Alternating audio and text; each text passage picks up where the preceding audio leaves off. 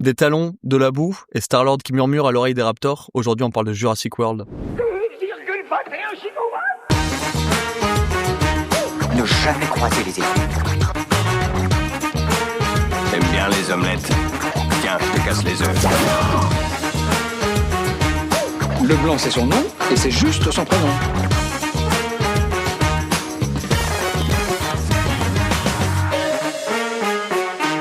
C'est vraiment un gros tas de merde. Salut Franck, comment tu vas ? Salut Julien, ça va et toi ? Bah écoute, ça va. On sort tout juste de notre séance de Jurassic World Renaissance. Comme vous l'avez compris, on va profiter de la sortie du tout nouveau Jurassic World pour parler du premier de la saga, du Jurassic World de 2015.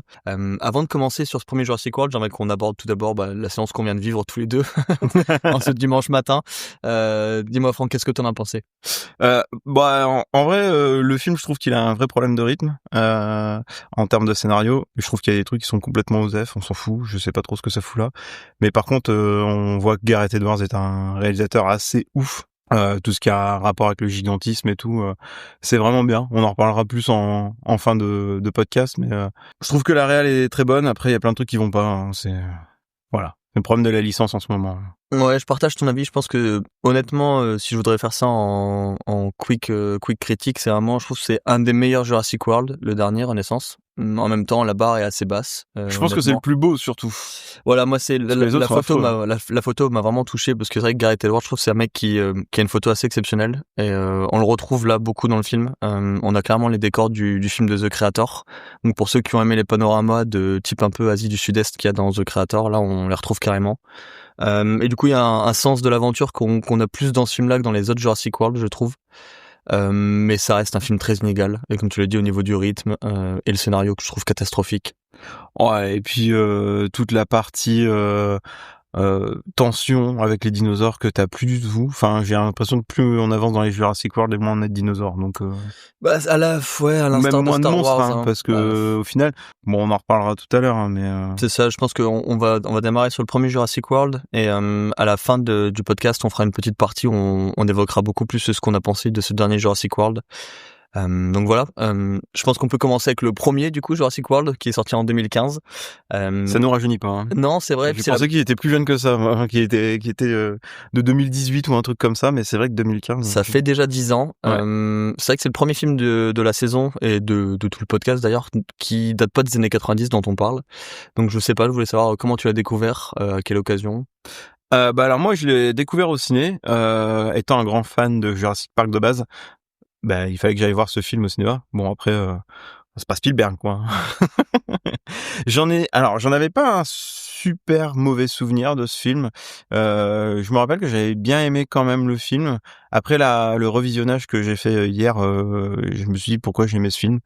Il y a rien qui va non plus. Hein. C'est pas, enfin, il y a plein de trucs qui vont pas et je me suis demandé pourquoi j'avais ce bon souvenir sur ce film-là, alors que ça fait que 10 ans qu'il est sorti quoi. Ouais, c'est honnêtement moi j'ai une anecdote sur mon premier visionnage sur ce film parce que pareil, j'ai gros fan de Jurassic Park de la première heure. Hein. D'ailleurs, je crois que c'est le premier film que j'ai vu. Est-ce que ça peut compter si ma mère a été voir Jurassic Park en 94 pendant que j'étais encore dans son ventre? Donc théoriquement, c'est le premier film que j'ai vu au cinéma. Donc non, ouais, j'adore la saga. J'adore le travail de Steven Spielberg sur la première trilogie, enfin sur les 2 premiers films. Mais du coup, j'attendais beaucoup ce film. Et j'étais le voir en première séance au Kinépolis, genre à minuit, je crois. Donc l'avant-première.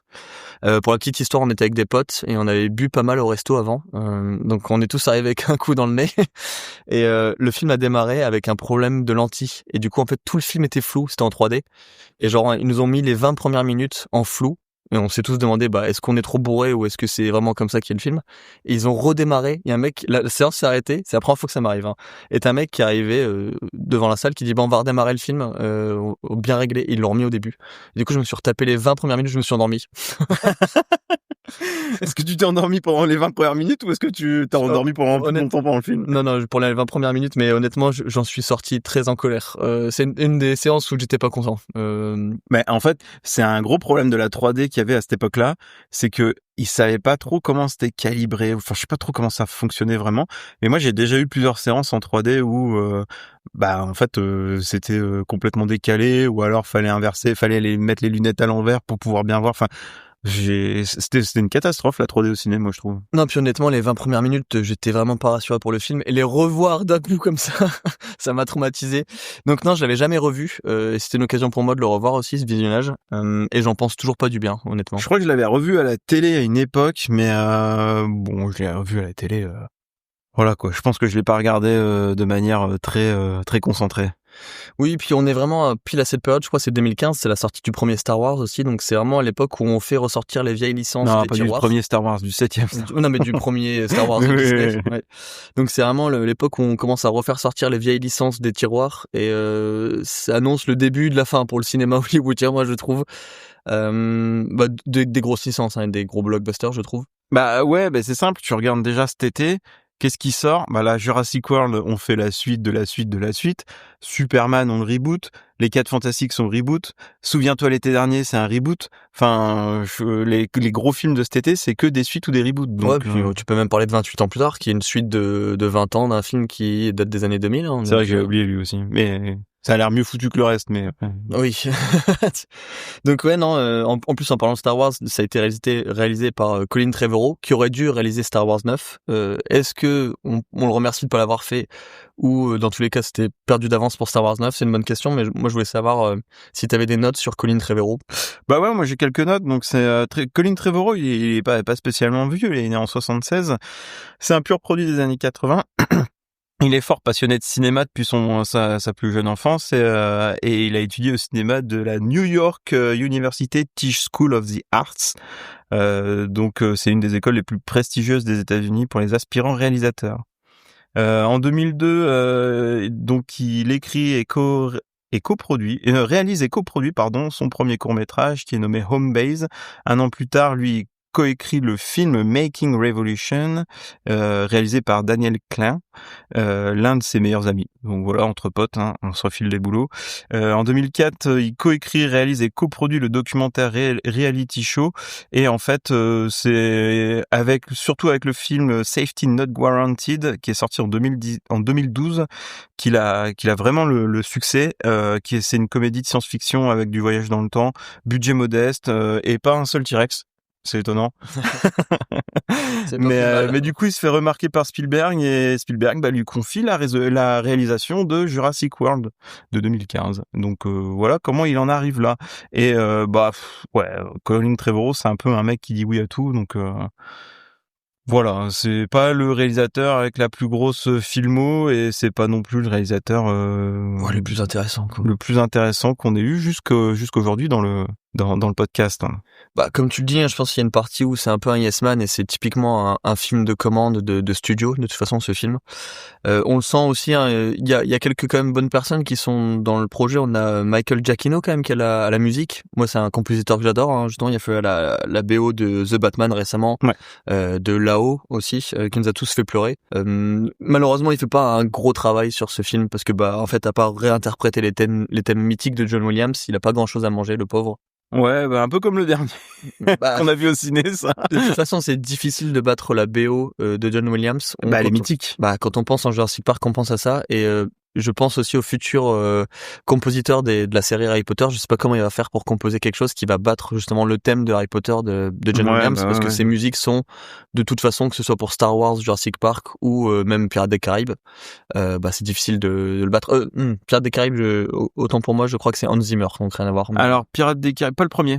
Je sais plus comment s'appelle le compositeur du premier, mais c'est pas Hans Zimmer, je crois, le premier de Pirates des Caraïbes, qui compose justement la musique emblématique de Pirates des Caraïbes. C'est pas Hans Zimmer. Il y a quelqu'un avant pour le premier film. J'ai plus le nom là en tête, mais oui, voilà. Et après, faut dire qu'il fait Jurassic World, mais il réussit quand même bien son coup, hein, parce que le film il fait plus d'1 milliard au box-office. C'est 1,6 milliard. C'est un gros succès. À savoir que de base, parce qu'on en parlait de Spielberg juste avant, mais Spielberg lui il voulait déjà reboot, continuer, je sais pas trop comment ce qu'il voulait faire, mais en 2002, il avait déjà un projet de ressusciter Jurassic Park à ce moment-là. Ça a un peu traîné et en fait il y a eu des réécritures et puis d'autres projets entre temps, machin et tout. Et c'est en voyant le film de Colin Trevorrow qui s'est dit que il le prendrait bien en réalisateur pour prendre la suite, quoi. Donc voilà. D'accord, comme tu le disais, hein, c'est un énorme succès, 1,6 6 milliards au box-office. C'est le deuxième succès de l'année 2015 parce que forcément, il y avait Star Wars 7. T'enlèves Star Wars 7 de l'équation, c'est le plus gros succès de l'année, c'est certain. Ouais, clairement. Mais c'est ouf, quoi, parce que ça a clairement joué sur la nostalgie des gens. Donc c'est full fan service dans le film, on aura le temps d'en reparler dans le premier, mais mal fait, malheureusement, je trouve. Bah ouais, mais par contre, ils ont sorti la grosse artillerie quand même, parce que c'est le casting du moment. On va retrouver Star-Lord Chris Pratt, qui après avoir fait Parks and Recreation et le premier Gardien de la Galaxie en 2014, il se fait prendre dans la saga Jurassic World et il devient dresseur de Raptor. Pour le meilleur et pour le pire, je pense, mais oui, clairement, il joue Star-Lord dans tous les cas dans ce film. Ouais, et il joue le mal alpha surtout. Il le dit à un moment donné dans le film. À un moment. Bah, c'est l'alpha. Ouais, c'est l'alpha. C'est lui l'alpha, tu vois. Ouais, non, c'est vraiment, c'est un mélange bizarre entre Indiana Jones et Star-Lord, je trouve. Chris Pratt dans ce film. Je sais, c'est Owen Grady, je pense le nom de son personnage. Il joue Owen Grady, un ancien militaire reconverti en comportementaliste de dinosaure. C'est une drôle de reconversion professionnelle quand même. Il est sur LinkedIn, lui, avec un statut de boulot pareil. On a aussi en deuxième perso principal Bryce Dallas Howard que tu apprécies assez bien, j'ai cru comprendre. J'aime beaucoup Bryce Dallas Howard, je la trouve très jolie. Alors, à savoir que c'est une Nepo Baby puisque c'est la fille de Ron Howard, le réalisateur. Ron Howard qu'on connaît pour Apollo 13 et Da Vinci Code. Donc je pense qu'elle a pas eu trop de mal à trouver sa place dans le film. Papa était pas loin. Non, c'est ça. Mais il a fait un Star Wars aussi, il me semble. Ron Howard, il a fait celui sur Han Solo, il a repris le travail. Ah ouais. Putain, je l'avais oublié celui-là, c'est une sacrée saloperie. Donc ils ont tendance à fricoter avec les vieilles licences nostalgiques. Elle joue Claire Dearing dans le film, c'est la dirigeante froide du parc, avec ses talons hauts, H24. On aura le temps d'y revenir, ça c'est certain. On l'a vu dans pas mal de choses, je pense que pas mal de gens la connaissent aussi pour son épisode dans Black Mirror où les gens se notent entre eux. Je pense que c'est quelque chose qui a beaucoup marché pour elle. Dans The Village aussi, puis Rocketman. Ouais, c'est surtout Night Shyamalan qui la sort un peu au grand public avec The Village et Lady in the Water, donc la femme de l'eau. Ah, c'est vrai qu'elle joue là-dedans. Ouais, elle joue là-dedans et a priori, d'après ce que j'ai vu, je crois qu'elle joue dans Spider-Man 3, mais je crois qu'elle a un tout petit rôle dedans. Oui, c'est vrai. Ouais. C'est vrai, elle joue la. Mais je me souviens pas de quoi du tout. Bien sûr que si, elle joue la meuf que Peter drague quand il se prend la tête avec MJ. Au moment où il a ses cheveux noirs et qui danse sur oui, c'est vrai, en plus elle est rousse comme MJ, ouais, donc, oui, forcément. Ouais. Mais j'avais complètement zappé à ce moment-là. Et il y a cette scène où il danse dans le restaurant, il y a MJ et elle en Je même déteste temps, ce Spider-Man. Je peux pas. Peut-être un jour on en reparlera. Ouais, non mais voilà. Ensuite, on a notre petit français national Omar Sy, qui vient mettre son joli accent français dans tout ce film. Donc Omar Sy, lui, bon, je sais pas si tout le monde connaît Omar Sy, mais il se fait reconnaître dans comment s'appelle le truc d'Omar et Fred là, le service après-vente d'Omar et Fred sur Canal+. Il devient assez vite un acteur assez fort en France. Son rôle qui vraiment le fait sortir, je trouve, c'est Intouchable, ouais, avec François Cluzet, et il se fait repérer quand même aux États-Unis puisque il joue dans X-Men Days of Future Past, dans Inferno, il joue dans Lupin, la série de Netflix.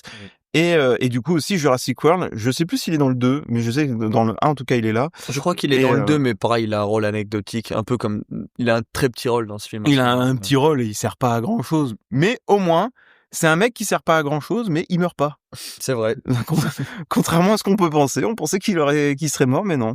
Non, puis il fait le café, et je crois que c'est le premier acteur français dont on parle dans l'émission. C'est vrai qu'on parle que de gros blockbusters américains, donc forcément, c'est la première fois qu'on en voit. On n'en voit pas beaucoup. Peut-être qu'un jour on aura le temps de parler de Jean Dujardin dans un film américain, mais bon, c'est pas des nanars en général dans lesquels il joue. Non, il a joué dans le Loup de Wall Street, alors c'est pour dire. Ouais, celui-là, ça m'éttonnerait qu'on en parle un jour en émission, ça c'est clair. Pour en parler, mais ça va être moins rigolo. Ouais. Puis après on a les deux gosses qui sont joués, rien de très moi important. J'ai même pas gardé les deux gosses dans les acteurs parce qu'ils font que courir et J'en ai gardé un seul, moi c'est le petit qui s'appelle Ty Simpkins, et en fait on le voit il a été révélé dans Iron Man 3, c'est l'enfant dans Iron Man 3. Ok. Et c'est vrai que quand je l'ai vu, je me suis dit c'est vrai qu'il joue dans Iron Man 3. Et puis on le revoit vite fait dans Endgame aussi, voilà, pour l'enterrement de Tony Stark. Spoiler alert pour ceux qui n'ont pas vu Endgame. Il y a prescription maintenant. D'ailleurs, j'en profite qu'on en parle maintenant, mais c'est vrai pour ceux qui connaissent pas l'émission, on va parler de tout le film de Jurassic World, donc forcément on va le spoiler, mais on estime que il y a prescription parce que c'était il y a 10 ans. Maintenant, concernant le nouveau, si on fait du spoiler, on notifiera au moment du podcast que on va parler de choses qui peuvent divulgacher le nouveau film, même si j'aurais tendance à dire qu'il y a rien à spoiler, honnêtement, dans ce dernier film. Ouais, pas beaucoup de surprises. Hein. Non, honnêtement, non. Et puis pour terminer le casting, on a aussi Vincent D'Onofrio qui joue Vic Hoskins. J'avais même pas son nom, mais c'est le militaire. Moi, j'avais juste Hoskins en tête parce que je me suis dit tiens, il ressemble à Bob Hoskins. Enfin, au niveau de son nom, c'est tout. C'est comme ça que je regarde en tête. Moi, dans mes notes, j'ai appelé Fisk. Hein. Ouais, c'est Wilson Fisk pour moi. Bah oui, c'est ça, c'est Daredevil, c'est vrai, effectivement. Vincent D'Onofrio, c'est quand même un acteur qui est dans le domaine depuis assez longtemps. Il a quand même joué Full Metal Jacket, Baleine dans Full Metal Jacket de Stanley Kubrick, donc c'est pas rien quoi. On le connaît plus récemment pour le rôle du Caïd, alias Wilson Fisk dans Daredevil, qui est incroyable dans qui est incroyable, saison. Et aussi pour son rôle dans la série des New York Section criminelle, je crois. Je crois que c'est celle-là. Il a un gros rôle et il est dans plusieurs saisons de New York Section criminelle. C'était une de ses reconversions après tout ce qui était Full Metal Jacket. Tout ça, il est un peu tombé dans tout ce qui est série. Très bien, mais je pense qu'on a fait un tour de l'équipe technique, des acteurs. Je sais pas si t'as d'autres choses de noter toi dedans ou on peut démarrer tout de suite dans le film. Bah moi juste 2-3 trucs en termes d'acteurs. On a Irfan Khan qui est un acteur indien qui joue le grand milliardaire du parc qui possède le parc. Mais lui on l'a vu dans Slumdog Millionnaire, dans Life of Pi ou encore l'Odyssée. Ouais c'est ça, l'Odyssée de Pi. Ouais. Et il joue le rôle de Simon Masrani, un mec qui sait très bien piloter des hélicoptères. on a Jake Johnson et Lauren Lapkus qui sont un peu les geeks de la salle de contrôle. Jake Johnson, on le connaît pour son rôle de Nick Miller dans New Girl. Pour moi, c'est Nick Miller. Bah pour moi aussi. Hein, il a fait que ça pour moi. Ouais. D'ailleurs, j'étais étonné de le revoir là parce que quand j'ai vu Jurassic World, la première fois, j'avais jamais vu New Girl. Bah non, je crois que ça existait pas New Girl à cette époque. Je crois que ça sortait ça faisait à peine une saison, un truc comme ça. C'était pas très vieux à cette époque-là. Et du coup, quand j'ai vu, je suis oh Nick, qu'est-ce que tu fais là? C'est ça. Et Lauren Lapkus qui a eu beaucoup de rôles comiques comme dans Orange is the New Black ou Between Two Ferns, une actrice très actrice de série quoi. Bah d'ailleurs ce sont un peu les deux comic relief de la salle de contrôle dans le film. Ouais, c'est un peu ça, il y a une scène un peu gênante entre deux, on en reparlera plus tard. Et en dernier acteur, et pas des moindres, BD Wong est là. Oui. C'est le docteur fou de Jurassic Park. C'est le seul acteur qui était là dans Jurassic Park, le premier film avec Spielberg. En même temps, on en parlait juste avant de démarrer, mais c'est vrai qu'il a 64 ans aujourd'hui, c'est ça? Ouais. Il les fait pas du tout. À l'époque, il en avait 54, du coup, pour le film. Mais oui, c'est vrai que il est très jeune aussi dans Jurassic Park. C'est un jeune scientifique. Hein.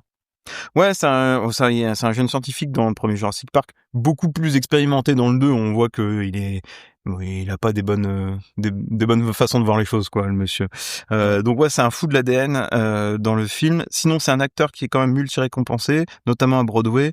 Il a eu un Tony Award pour Mr. Butterfly en 88. Ok. C'est là que je me suis dit oh mon Dieu, le monsieur n'est pas tout jeune.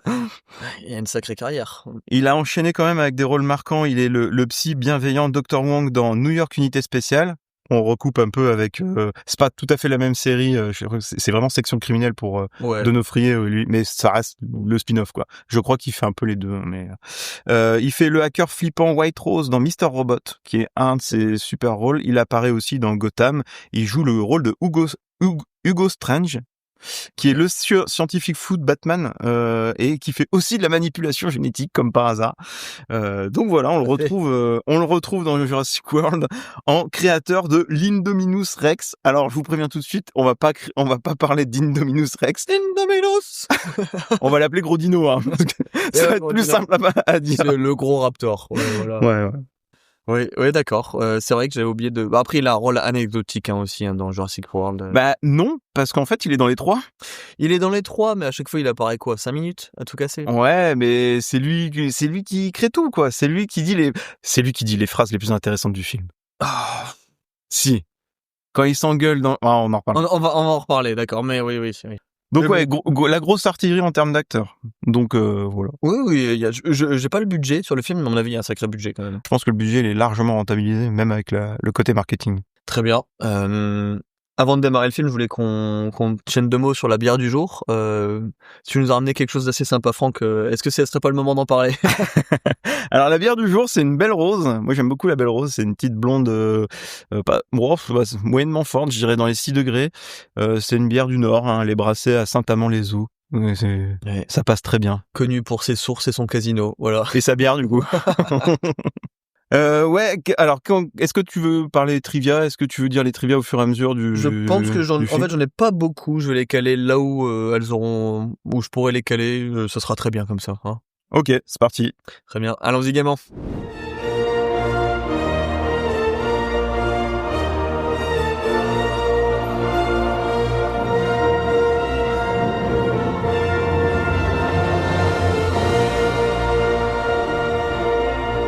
Alors on démarre sur le logo Universal. On en parlait tout à l'heure au cinéma, mais si un jour il change le logo avec la planète, Franck fait un procès. Surtout avec la musique. Et puis on enchaîne avec un logo d'Amblin, ce qui permet de nous rappeler que Spielberg fait bien partie du projet en tant que producteur. Donc assez étonnant qu'il ait pas mis la main à la pâte. J'aurais aimé le revoir à la réalisation, sincèrement. Ouais, bah après, est-ce que Spielberg a envie de revenir à la réalisation de ce truc? Je sais pas, tu vois. Je sais qu'il aime la licence, non, je le connais pas personnellement, Bien mais sûr. on sait qu'il aime la licence puisqu'il veut la faire revivre tout le temps. On sait qu'il avait des projets pour la faire revivre en 2002, mais est-ce que il a vraiment envie de se remettre derrière la caméra avec des dinos? Je sais pas, il en a déjà fait 2, quoi. Ouais. J'aurais aimé. Il fait rarement des suites, hein. Non, c'est vrai, mais il l'a fait. Jaws, non aussi. Je sais pas si c'est lui qui fait Jaws. C'est pas lui qui fait le 2. Non, je suis pas sûr. Je suis pas sûr que c'est celui qui fait le 2. Mais bon, c'est vrai que dans tous les cas, je pense que. Mais je suis assez étonné de voir que cette licence continue de fonctionner, à part pour l'argent, mais parce que à la base c'est écrit par Michael Crichton, parce que c'est un livre de science-fiction des années 90. Il a été très vite adapté en film par Spielberg. Il a fait un super boulot sur le premier. Je l'ai lu l'année dernière, du coup, donc j'aurais pas mal de choses à redire vis-à-vis de tout ça. C'est vrai, moi je l'ai pas lu, donc. Mais oui, il continue à sucer la licence. Je sais pas si Michael Crichton est encore en vie, mais Je crois qu'il est décédé, Michael Crichton. Et c'est aussi l'écrivain de Monde Ouest. Oui. Et Monde Ouest a été adapté en série, on la connaît tous sous le nom de Westworld. Oui, Voilà. oui, bah c'est ça, mais c'est un gros écrivain de. Et c'est aussi un vieux film, je sais plus quel acteur, mais c'était un vieux film en mode western qui avait le twist en milieu de film en mode. Très En bien, fait, ouais. c'est des robots. Ah, pas Voilà. bête. Mais c'est un vieux film des années 60-70. Voilà, série Voilà. superbe, mais bon, on est en train de Ouais, dériver. on dérive. On commence du coup sur une scène classique d'éclosion d'œufs. On le sait pas tout de suite, mais c'est l'éclosion du futur gros dino. Justement parce qu'ils sont 2, on les voit. Ouais, d'ailleurs. Au début, je me suis dit scène, c'est une éclosion de raptor, voilà. Ouais, tu vois une éclosion et puis après on passe directement à la suite. Enfin, Oui, bon, c'est la pour te scène rappeler, d'exposition, ouais. elle est pas ouf, quoi, moi je trouve. Bah, on Ça fait un commence, peu ouais, précipité, quoi. c'est ça, on commence sur l'introduction de la famille, et du coup de nos 2 protagonistes, les 2 enfants. On a le petit frère qui est la chambre, enfin le gamin des années 90 d'ailleurs, on est en 2015, on dirait pas, parce qu'il a un poster de Space Invaders dans sa chambre, et des dinos en plastique partout. Ouais, on a l'impression d'être dans Small Soldiers, la chambre du gamin de C'est Small exactement Soldiers. ça. Et ça me fait marrer parce que c'était mon genre en fait. Quand j'étais petit, je voulais être paléontologue à cause de Jurassic Park, et du coup j'avais tout un tas de jouets de dinosaures comme ça. C'est pour ça que je connais pas mal les noms aussi des dinosaures. C'est mon côté geek paléontologue. Mais du coup, je me reconnais beaucoup dans le personnage du petit, honnêtement. Ouais, puis après, sa maman elle vient le chercher dans sa chambre, mais après on descend vite dehors parce que sa mère remplit la voiture pour qu'ils partent en vacances. C'est ça. On sait qu'ils vont les emmener chez la sœur de la mère, donc chez leur tante qui s'appelle Claire, et on voit le grand frère qui est Ouais, le grand frère grincheux, hein, c'est l'ado grincheux quand même. Hein. il est insupportable. C'est Justin Bieber, cet enculé. J'ai envie de lui mettre des baffes. Je le déteste, ce personnage. Il dit au revoir à sa meuf en mode « Oh, tu vas tellement me manquer. » Sauf que sa mère lui rappelle qu'il part que pour 8 jours, donc Ouais. ça va quoi, il y a pire. Mais bon, c'est un ado rebelle, donc il met sa capuche avec son casque Beats. J'ai envie de lui mettre des claques. Ouais, c'est un peu la représentation de base d'Hollywood des ados comme ça. Je trouve ça un peu con parce que y a aucun ado qui est vraiment comme ça Non, totalement. c'est vraiment mal fait. C'est vraiment un cliché C'est un sur cliché. pattes. Ouais, c'est catastrophique. Bah le gamin, l'autre, le petit geek, c'est un cliché sur pattes aussi. Bien Hein. sûr, ouais. Mais C'est le petit voilà. geek avec ses cheveux un peu longs bouclés là. Ouais. Ouais, c'est ça. On arrive vite à l'aéroport, les parents, ouais, ils font des câlins aux enfants, c'est parti, ils vont prendre l'avion tous les 2. La mère leur donne un super conseil. j'aime beaucoup, c'est If something chasing you, run. Ça annonce un peu la couleur du film. Ça va arriver, oui.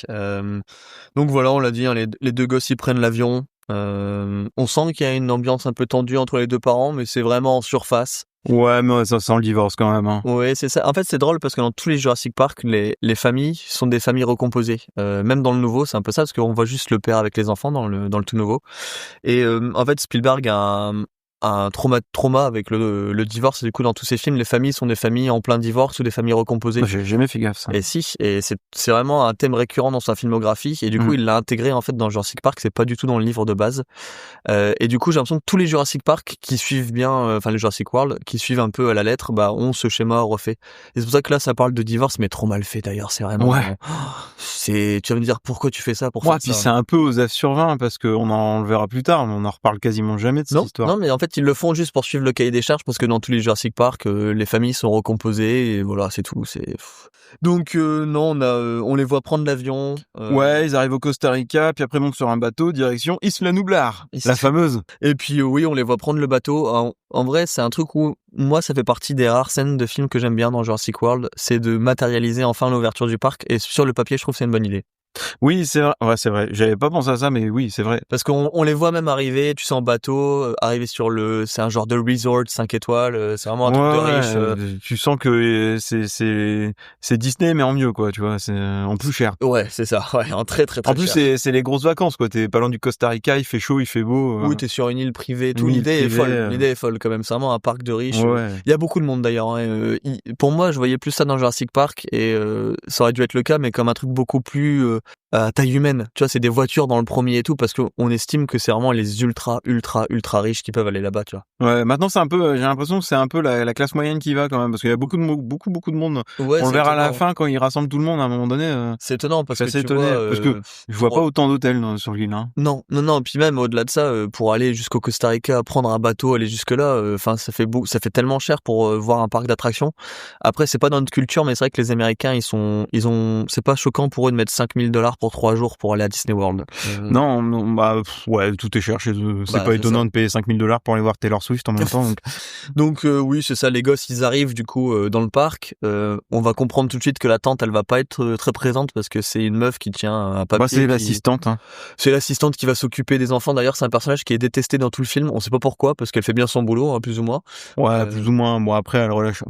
C'est une femme qui relâche un peu son attention à un moment donné, mais c'est pas très grave, quoi. Pourquoi elle est détestée, je comprends pas. Ah bah, on en reparlera à la fin du film. Bah, vas-y. Je savais pas du tout cette histoire qui a été détestée. Mais... Et c'est surtout la façon dont elle va mourir horriblement. Ouais, ça...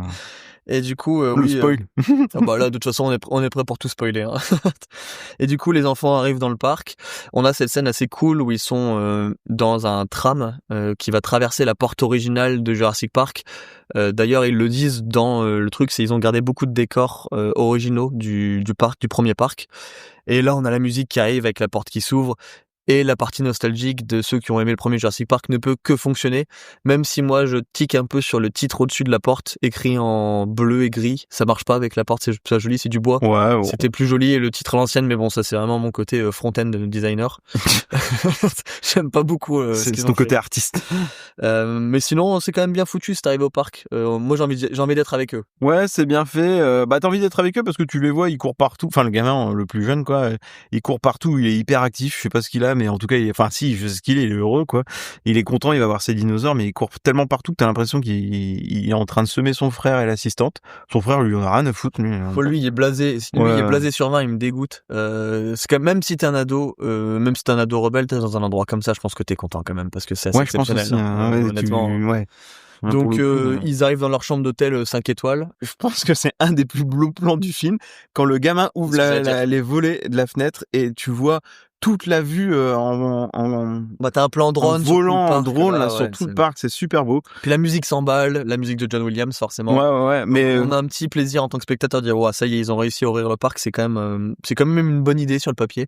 On parle du plan le plus beau, mais en fait il y en a pas énormément dans le film, donc autant le dire. Oui, c'est ça. Il y en a tellement peu qu'on va démarrer tout de suite sur. Alors là, c'était les 5 premières minutes où j'étais en mode ça peut être sympa, et tout de suite le film va me refroidir parce que on va voir la présentation présentation du coup de Claire, qui est le cliché de la businesswoman, femme forte, Elle dirige le indépendante. parc. Hein. Oui, c'est ça. Hein. Elle est toujours avec un tailleur très blanc, des talons très hauts, la coupe au carré. Ça lui va très bien, soit dit au passant. Elle a beaucoup de charisme, accessoirement comme actrice. Ouais, non, pour le coup, c'est une actrice qui joue bien, qui a le charisme et qui a tout. Par contre, tu vois, là, on la voit dans l'ascenseur là, à ce moment-là, elle se prépare et tout, et au moment où l'ascenseur s'ouvre, elle dit bienvenue à Jurassic World. Ouais. J'ai trouvé ça ridicule de lui faire dire ça. Parce que, en fait, c'est t'as l'impression pour qu'elle arrive juste dans ses équipes et elle dit ça. Je trouve ça trop Non, bizarre, en fait, c'est pour représenter. Elle dit ça au ça fait un peu, mais oui, mais ça fait un peu, Mais oui. je brise le 4e mur parce Bien que sûr. venez les spectateurs, on y arrive enfin, C'est ça. c'est là, il est ouvert le parc. Mais, je trouve que ça marche pas, moi. C'est pas ça. Si c'était le pire, parce que honnêtement, du coup, on commence avec Oui. son Laïus et elle explique qu'en fait le parc est ouvert depuis plusieurs années et que les jeunes s'en foutent complètement des dinosaures. Bienvenue à Jurassic World. Si les revenus augmentent d'année en année, les frais d'exploitation sont plus élevés que jamais. Nos actionnaires ont fait preuve de patience, mais ne nous voilons pas la face. Le dinosaure n'impressionne plus quiconque à notre époque. Il y a 20 ans, la résurrection d'une espèce tenait de la magie. Les jeunes d'aujourd'hui regardent un stégosaure comme un éléphant dans un zoo. C'est la critique classique des boomers qui disent de toute façon les jeunes avec les jeux vidéo maintenant plus rien ne les impressionne. Il y a un peu ce truc qu'on retrouve dans tous les Jurassic Park, mais un côté méta sur le cinéma parce que Jurassic Park parle de cinéma. Et du coup, on a l'impression que le réalisateur nous dit de toute façon maintenant avec les films à effets spéciaux, le public n'est plus impressionné de rien. Donc il lui faut toujours plus, toujours plus, toujours plus. C'est un peu vrai, même si c'est Hollywood qui nous gave de films comme ça et de faire toujours plus. C'est un peu cynique en fait de dire ça. Ouais, je trouve ça. Moi, je trouve que c'est se tirer une balle dans le pied, honnêtement. Ouais, et puis on le voit avec le dernier film, ils essaient d'en faire plus encore aussi avec le dernier film, mais bon, moi je trouve que ça marche pas parce que. Ouais. Du coup, on nous présente le concept des nouveaux films Jurassic World, c'est que vu que les enfants s'en foutent des dinosaures, maintenant on crée des nouvelles espèces. Ce qui est un peu débile, c'est ça qui m'énerve aussi, c'est que déjà Jurassic Park, ce ne sont pas des vrais dinosaures. Ce sont des trucs reconstitués en ADN. C'est déjà des ADN modifiés, ils sont déjà mutants de base. Donc ce sont déjà des mutants qui devraient pas être là, qui devraient pas exister. Donc déjà de base. Et d'ailleurs dans le bouquin c'est assez bien dit. En fait si tu veux, dans le bouquin ils expliquent qu'ils ont dû modifier les dinosaures parce que les gens s'attendaient pas à les voir rapides. Et les gens s'attendaient à avoir quelque chose de lent un peu, tu vois. Et du coup ils les ont modifiés génétiquement pour avoir le comportement que les gens ils voudraient qu'ils aient. D'accord. Pour en faire une vraie attraction et tout. Donc il y a déjà une critique dans le livre de l'humain il modifie la génétique pour le divertissement. Et l'humain il se prend pour Dieu, hein. De toute façon, c'est la critique de Jurassic Park, et du coup, là, rajouter ça par-dessus, en mode, c'est déjà l'idée de base, donc j'ai du mal à saisir. De toute façon, il y a cette réplique qui dit les visiteurs veulent plus de frissons, plus grands, plus féroces et plus de dents. Nos extracteurs d'ADN trouvent de nouvelles espèces chaque année. Mais notre public réclame toujours plus grand, plus féroce, plus de dents.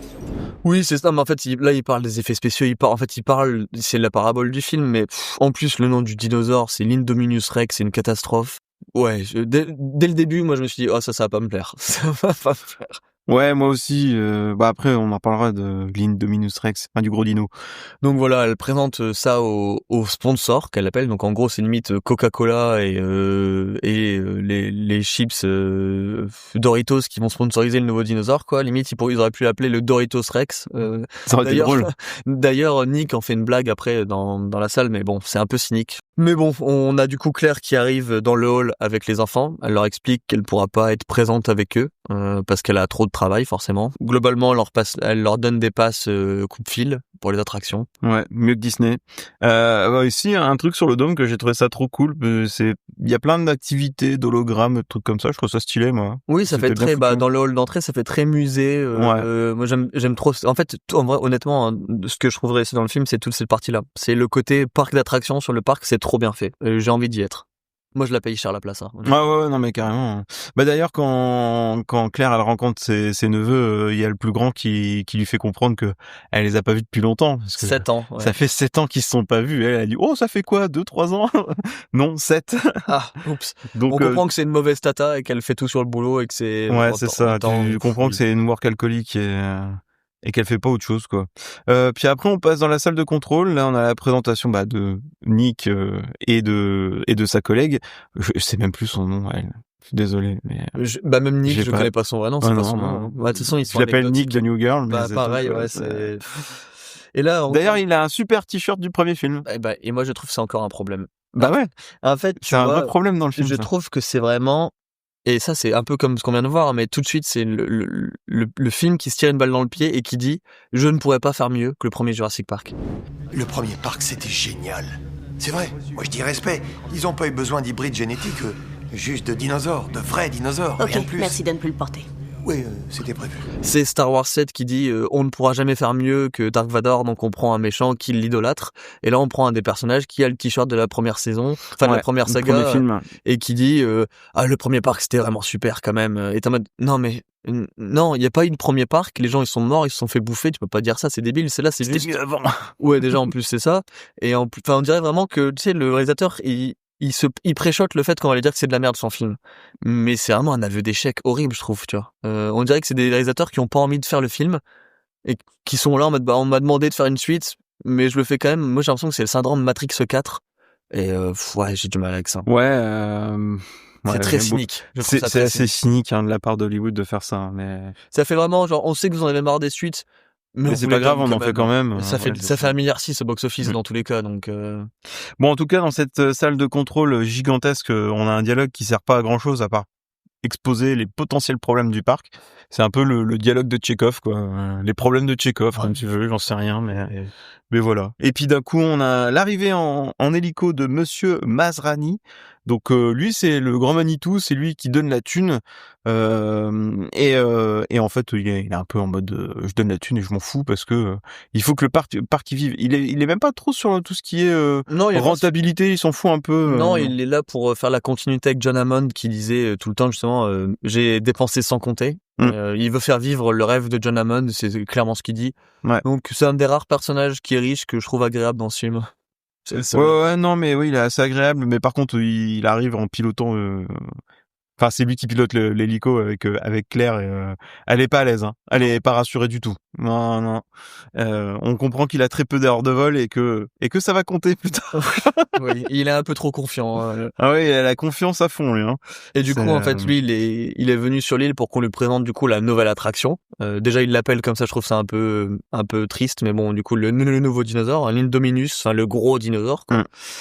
Donc ils arrivent dans l'enclos du gros dinosaure et c'est une des rares scènes qui pour le coup je trouve fonctionne assez bien en termes de mise en scène parce que on te présente le dinosaure sans le voir vraiment. Oui. On le voit un peu derrière des branches, tu sais. Ok, j'aime bien cette idée de pas montrer le monstre tout de suite. Normalement, tu vois, il faut prendre le temps, faut Ouais. que tu te fasses ton idée et c'est une bonne idée. J'aime bien aussi, c'est une bonne idée, mais je trouve qu'il y a quelques trucs qui sont pas très bien exécutés. Mais après. Non, mais attends, encore une fois, je lance des fleurs, mais c'est pas. Ah oui, d'accord. Je Okay. suis gentil, hein, parce que effectivement, on apprend en plus qu'elle est plus intelligente que les autres. Elle a essayé de péter la vitre. On voit que la vitre est pétée, elle est brisée. C'est pas rassurant non plus. Hein. Non, c'est clair, surtout qu'elle explique, Claire, que le dinosaure anticipait les heures de repas, qu'elle a bouffé sa jumelle. Enfin, on sent que c'est une saloperie. C'est une belle saloperie, ce truc. Hein. Ouais, tu sais pas sur quoi on va tomber, là. On sait pas trop où on va. Bon, après, on a une petite discussion sur la sécurité de l'enclos. Il trouve que c'est un peu limite en termes de sécurité. Et elle demande de faire intervenir Owen Grady pour vérifier la sécu. Et c'est là qu'on va voir la présentation de notre Indiana Jones / l'homme qui murmure à l'oreille des raptors. Star-Lord qui murmure à l'oreille des raptors. Putain. Et du coup, on arrive sur cette scène qui... Alors là, moi, je me souviens encore au cinéma. Tu vois, toutes ces scènes commençaient à faire monter mon agacement de... attends. c'est vraiment ça l'histoire. C'est du coup, on arrive sur Owen qui est en train de dresser des raptors façon dompteur de tigre. Ouais.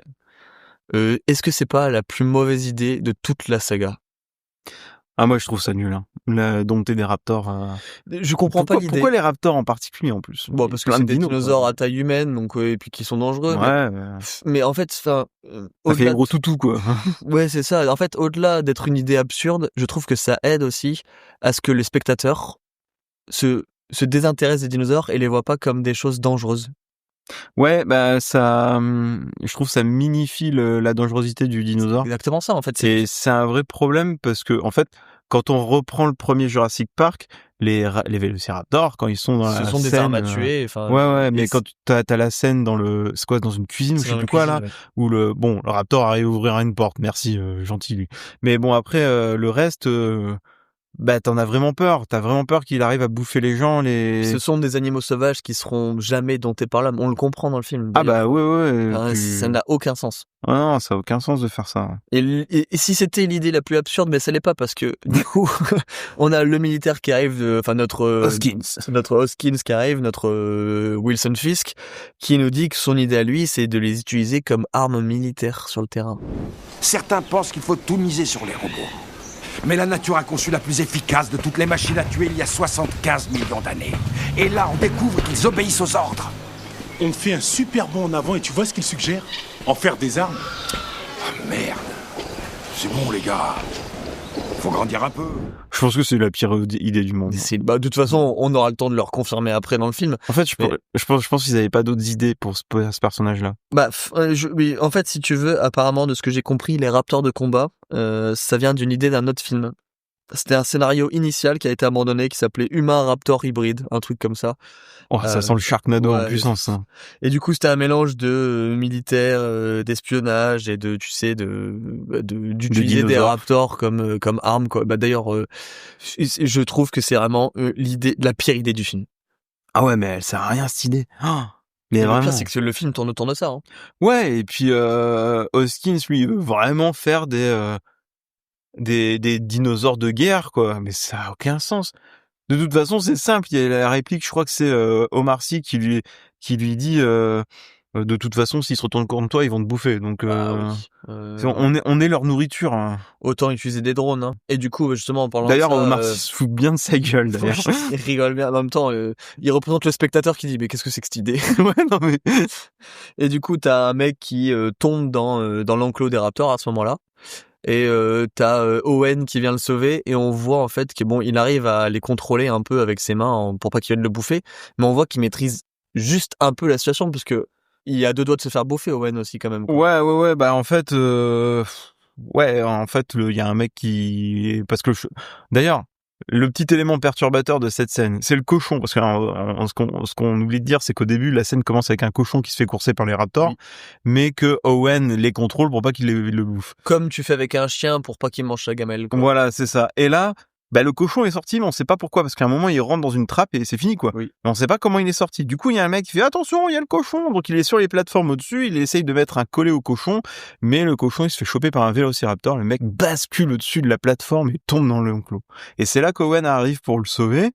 Et c'est un peu alambiqué comme scène. Hein. Moi, je trouve que fallait montrer que Owen a plus ou moins la maîtrise du truc, mais à peine. En fait, ça montre aussi que il arrivera jamais à vraiment les dresser. Ça reste des animaux sauvages, ça reste des tueurs en puissance. Donc de là à les contrôler, ça reste compliqué, quoi. Donc là, il tend ses mains, il leur dit doucement, ils sortent le mec de l'enclos et puis à un moment, il dit à Omar Sy de baisser la grille se baisse et lui se jette en dessous, mais on voit que les raptors, ils sont prêts à le bouffer quand même. Ah, c'est à 2 doigts. Hein. Ah ouais, ils sont dès qu'ils le voient, ils ont envie de le bouffer, quoi. Donc on enchaîne avec une autre scène que j'aime bien, qui est la visite du parc un peu par les enfants. Ils sont dans une première attraction, c'est un peu l'enclos des petits. Où t'as des bébés dinos, t'as des enfants qui montent dessus sur des petits tricératops. Moi j'adore c'est mignon, ça. J'adore ça. Si je pouvais être là, moi je serais là. Hein. Je suis sur le petit tricératops. Allez, Donc non, c'est un peu cruel, mais bon, c'est bien foutu. T'as tous les enfants qui jouent avec les dinosaures et tout. Mais Justin Bieber se plaint qu'il n'y a pas assez de dents, pas assez de sang. Ouais. Donc comme d'hab. Et puis ils en profitent que l'assistante soit au téléphone pour s'enfuir et laisser l'assistante tout seul. Oui. Et ils s'enfuient direction l'attraction du T-Rex. Oui. L'attraction du T-Rex, je la trouve trop stylée.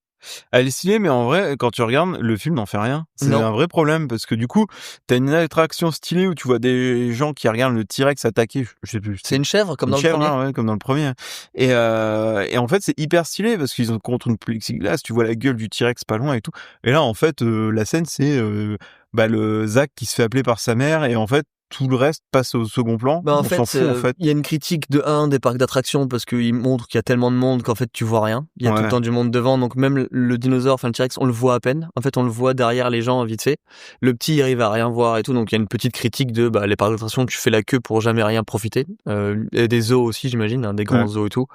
Et aussi la critique de les gosses, ils s'en foutent, sont plus impressionnés de rien. Mais je suis désolé, même si t'es un ado, t'as un énorme T-Rex en train de bouffer une chèvre, tu regardes ça quoi. Ah bah ouais, je comprends pas cette injonction à dire que les ados sont plus intéressés par rien. Mais bon, ouais, c'est ça. Puis en plus, l'attraction est superbe parce qu'elle est dans un grand et séquoia géant. Ils sont dans un séquoia géant avec une immense vitre et tout. Je trouve ça vachement cool. Et je sais pas si tu as déjà joué, mais moi quand j'étais plus jeune, j'étais un gros fan de parcs de gestion de Jurassic Park. Ah non, je jouais pas trop à ça. C'était Jurassic Park Genesis. Je l'avais sur PC et sur Xbox. Big up à mon frère Aurélien avec qui on a passé des heures à construire le parc. Pour des gens qui ont beaucoup joué à Jurassic Park Genesis comme moi et mon frère, c'est grave cool de voir les attractions qu'on crée dans le jeu et de voir le côté spectateur et de s'imaginer ce qu'on s'imaginait nous construire à l'époque. Je savais même pas qu'il y avait ce jeu. C'est superbe. Ils en ont refait plusieurs récemment sur Xbox aussi. Ils sont très bien. Okay. Si t'aimes bien les jeux de gestion, en vrai, c'est super cool. Tu crées du coup des dinosaures avec les enclos, tu crées le parc et tout. J'adorais faire ça. Donc voilà, c'est ça. Moi, du coup, la mère appelle Zach. Elle comprend que sa sœur n'est pas du tout avec ses neveux. Et du coup, il y a une petite confrontation entre sœurs. Oui. Un dialogue que j'aime pas du tout. Ouais, c'est nul. Que vraiment, les dialogues dans le film de manière générale, ils sont insipides. Hein. Mais alors, là, je l'aime pas pour l'injonction à avoir des enfants. Oui. Excuse-moi, n'empêche que ça marche très souvent. Tu verras quand t'auras des enfants. Si j'ai des enfants. T'en auras. Ça vaut la peine. Bisous, maman, bye. Genre, t'auras forcément des enfants. Mais si elle en veut pas, on s'en fout, quoi. Enfin. Oui. Après, j'ai du mal à voir, en fait, si tu veux, cet arc un peu. Je pense que c'était une volonté aussi de mettre un personnage fort, féminin, tout ça. Mais je trouve que c'est un peu rentré au forceps dans le film. Je sais pas si ça a vraiment sa place, honnêtement. Ouais, et puis le fait qu'elle ait une sœur, tout ça, on s'en fout. Puis tu vois, ils le mettent vachement en avant, mais tu vois, on l'avait déjà avec le personnage de Ellie Settler, tu vois, dans les années 90, qui je trouve est un personnage féminin beaucoup plus intéressant que Claire là dans ce film-là, tu vois. Honnêtement, sincèrement, elle en fait pas plus que Ellie Settler et c'est fait tellement avec plus de finesse dans les premiers que là c'est au forceps. Hein. Ouais, mais tu vois, elle a vachement plus d'évolution que tous les personnages qu'on a dans le dernier. Bien sûr, mais en même temps, le dernier, il y a aucune évolution dans le dernier de perso. film, Quoi. Les personnages n'évoluent pas. Non, il y a rien du tout. Donc, mais oui, je suis d'accord avec toi. Ouais. Donc ensuite, Claire va retrouver Owen pour aller l'emmener voir le gros dinosaure. Et là, on a la rencontre entre les deux mondes. La businesswoman, la femme de la ville. La femme propre et qui sent bon. Voilà. Et l'homme sale qui répare des motos. C'est ça. C'est vraiment ça. Hein. On apprend qu'il y a une tension amoureuse un peu entre les deux, qu'ils ont déjà eu un rencard et que tous les deux ils se sont reprochés leur gimmick. Elle, c'est la control freak. Elle est arrivée au date avec un planeur. Et lui, c'est le mec tranquille, il est arrivé au date en Bermuda, quoi. Ouais. Et d'ailleurs, juste avant qu'on comprenne ça, il y a une petite blague un peu graveleuse de Owen où à un moment il dit Vous avez créé un nouveau dinosaure? Oui, c'est un peu notre travail. Il sera présenté au public dans 3 semaines. Et Monsieur Masrani m'a demandé de vous consulter à ce sujet. Tu me consultes ici ou dans mon bungalow? C'est pas marrant. Un petit peu quand même. Pardon, d'où elle sort cette blague graveleuse? Merci. En même temps, à cette époque-là, Star-Lord l'a beaucoup perdu, mais dans le premier Gardien de la Galaxie, Star-Lord, c'est un queutard. Oui. C'est vrai. C'est quelque chose qu'il a perdu, mais du vrai. coup, il joue beaucoup ce rôle-là aussi dans ce film. Hein, mais donc voilà, on comprend qu'il va aller aider la meuf, mais qu'ils ont un... Et qu'il va faire le sale boulot aussi. Hein. Oui, c'est ça, puis qu'ils ont un malentendu, que lui, il aime les animaux, et qu'elle, elle les voit comme des attractions. Et d'ailleurs, il parle parce qu'elle parle de son contrôle des raptors, et lui, il lui dit I don't control the raptors, it's a relationship based on a mutual respect. Ouais. Et ouais, on a vu le mutuel respect juste avant dans la scène d'avant. Je suis pas sûr, tu vois. Lui, il les respecte, les raptors, ils veulent juste le bouffer. Ouais. Le raptor, il le voit comme un bout de viande ambulant. Donc, bien sûr.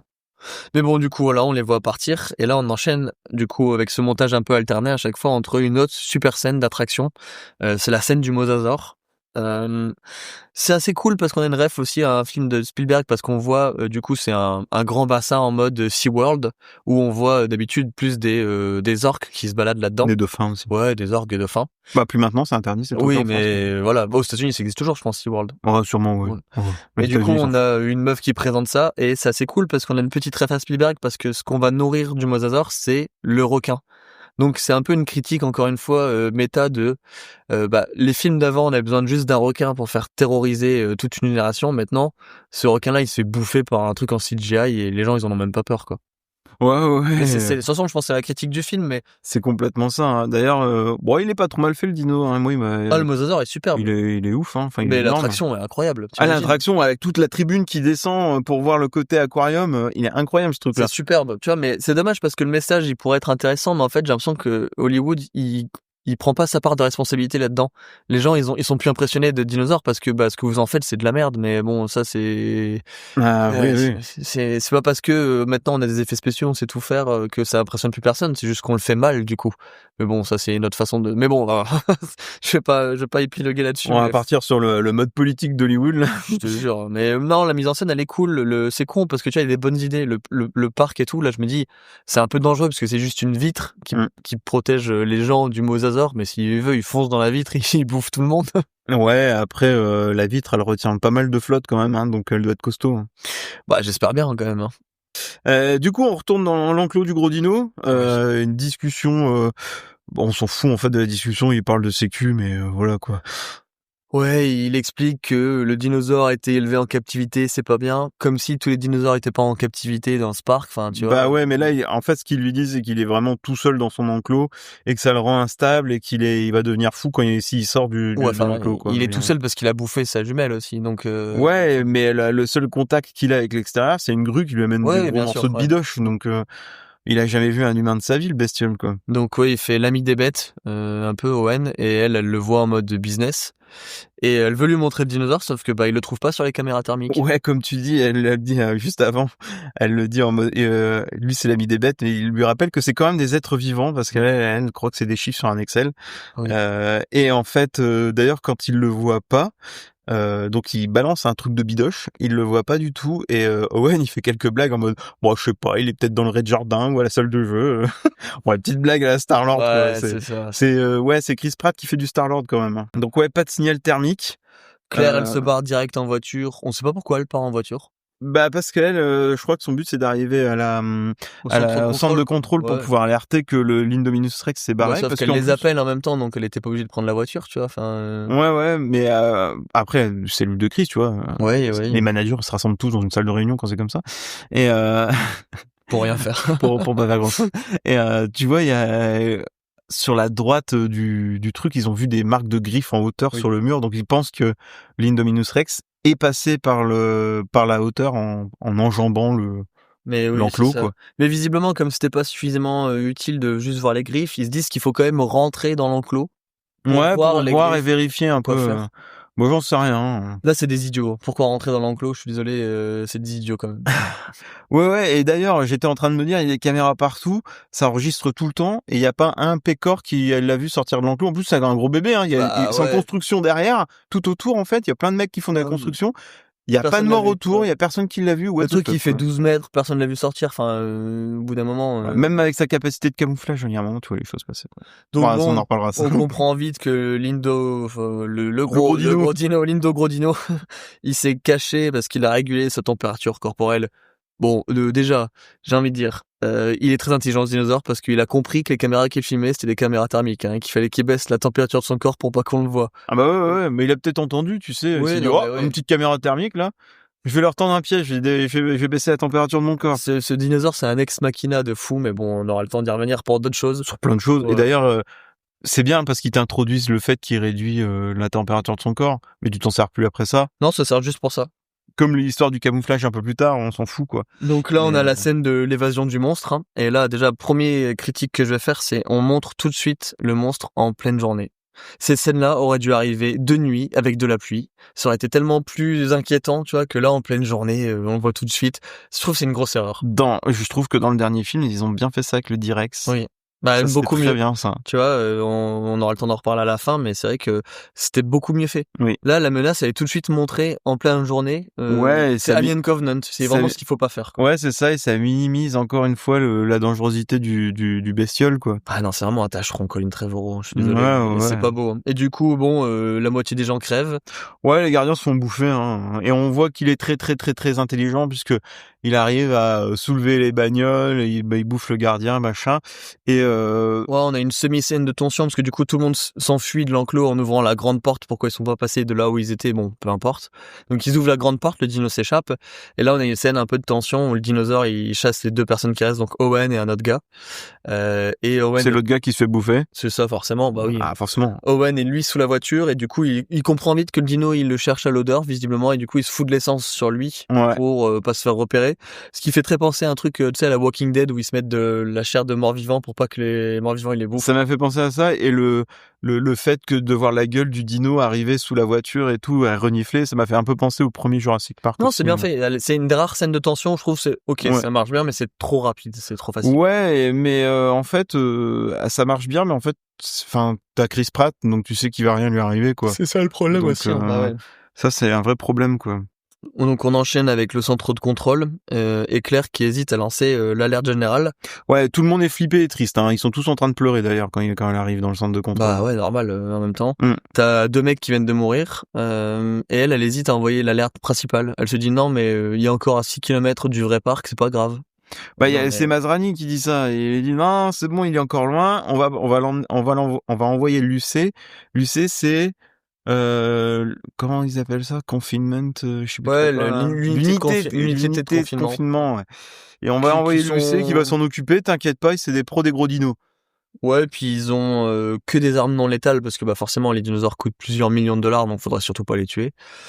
C'est une décision irresponsable, c'est ridicule. Dans un et puis comment dire, en plus tu les vois s'armer jusqu'aux dents, mais quand tu sais que c'est du non létal, tu dis c'est quoi cette scène en mode pro armé machin et tout, mais ouais, c'est une décision irresponsable. D'ailleurs, il y a une super réplique de Omar qui dit These people will never learn. Oui, bah parce qu'on revoit Omar. Oui, c'est vrai, on revoit Omar avec Hoskins. Ouais. Une scène bizarre où il caresse la tête des raptors là, c'est trop bizarre. C'est très spécial cette scène, hein. Trop chelou. Ouais, donc il continue avec son histoire de transformer les raptors en armes. Bon, on s'en fout un peu, mais ça sert juste à dire le code 19 est déclenché, donc Omar se casse et on voit juste le militaire qui dit on va pouvoir lancer le plan. Bon, on a compris qu'ils ont un truc à faire ici. Ouais, bah après c'est quand même un enchaînement de scènes un peu aux F sur 20. Un peu aux F sur 20, c'est rapide, ça dit pas grand chose, on s'en fout un peu. Là, du coup, on repasse sur les 2 gamins qui parlent du divorce de leurs parents. Si maman et papa divorcent, l'un de nous vivra avec maman et l'autre avec papa. Quoi? Pourquoi tu dis ça? Parce qu'ils divorcent. Non, jamais. Ils vont pas divorcer. Tu les connais depuis moins longtemps que moi, ils ont toujours vécu comme ça. Ils reçoivent des lettres d'avocats différents. Ça prouve que dalle. J'ai regardé sur le net, ils font que les divorces. Bon, si tu veux, et même si c'est vrai, on s'en tape, non? Ok, je me barre dans 2 ans, alors franchement, tous les parents de mes potes sont divorcés et... arrête, ça suffit. Tu vas chialer. Ah mais le Cho, il lui dit limite à un moment, genre on dirait, tu sais, tu es triste? Arrête. Ouais, c'est un peu ça. Arrête de pleurer. Enfin, c'est quel connard. En plus, le grand frère, on l'a pas dit, mais c'est vraiment le plus gros dalleux de la terre parce qu'il passe son temps à mater des meufs. Oui, alors ça, je l'ai marqué. Le mec a quitté sa meuf, il était trop triste de quitter sa meuf. Mais dès qu'il y en a une, il passe son temps à les mater, quoi. Il a une bite à la place du cerveau, lui. C'est une catastrophe. Hein. C'est la représentation de l'ado, quoi. Ah ouais, il pense qu'avec sa bite, quoi. Lui, non, dans un parc avec des dinosaures, ils s'en foutent, tout ce qu'il regarde, c'est les meufs, quoi. Non, mais d'ailleurs, il y a une blague qui est drôle. Après, le Cho lui dit qu'est-ce que tu espères en la regardant comme ça, en bavant sur elle? Il est call out juste devant la meuf et tout. Enfin bref. Donc oui, comme tu dis, on les voit dans le métro. Ça parle entre eux, ça parle divorce de leurs parents. Zach lui demande de grandir. Grandir un peu. Wow. Tu es triste? C'est ça, ouais. Tu es triste, arrête de pleurer.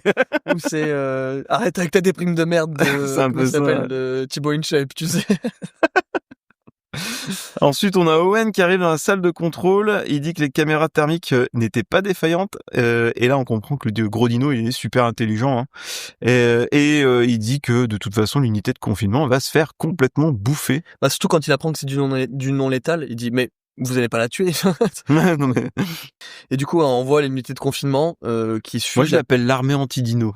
Ouais, j'aime bien celle-là.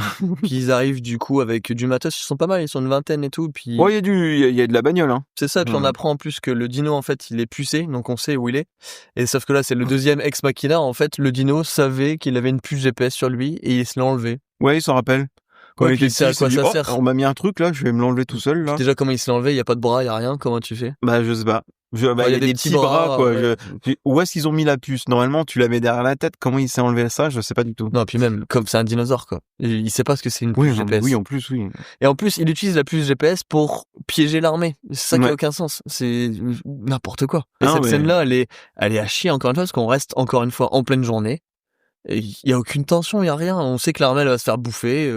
Non, la seule tension, elle vient du côté comment dire, du côté camouflage du dino, parce que là, tu te rends compte qu'en fait, dans les feuilles, c'est pas les feuilles, c'est le dino.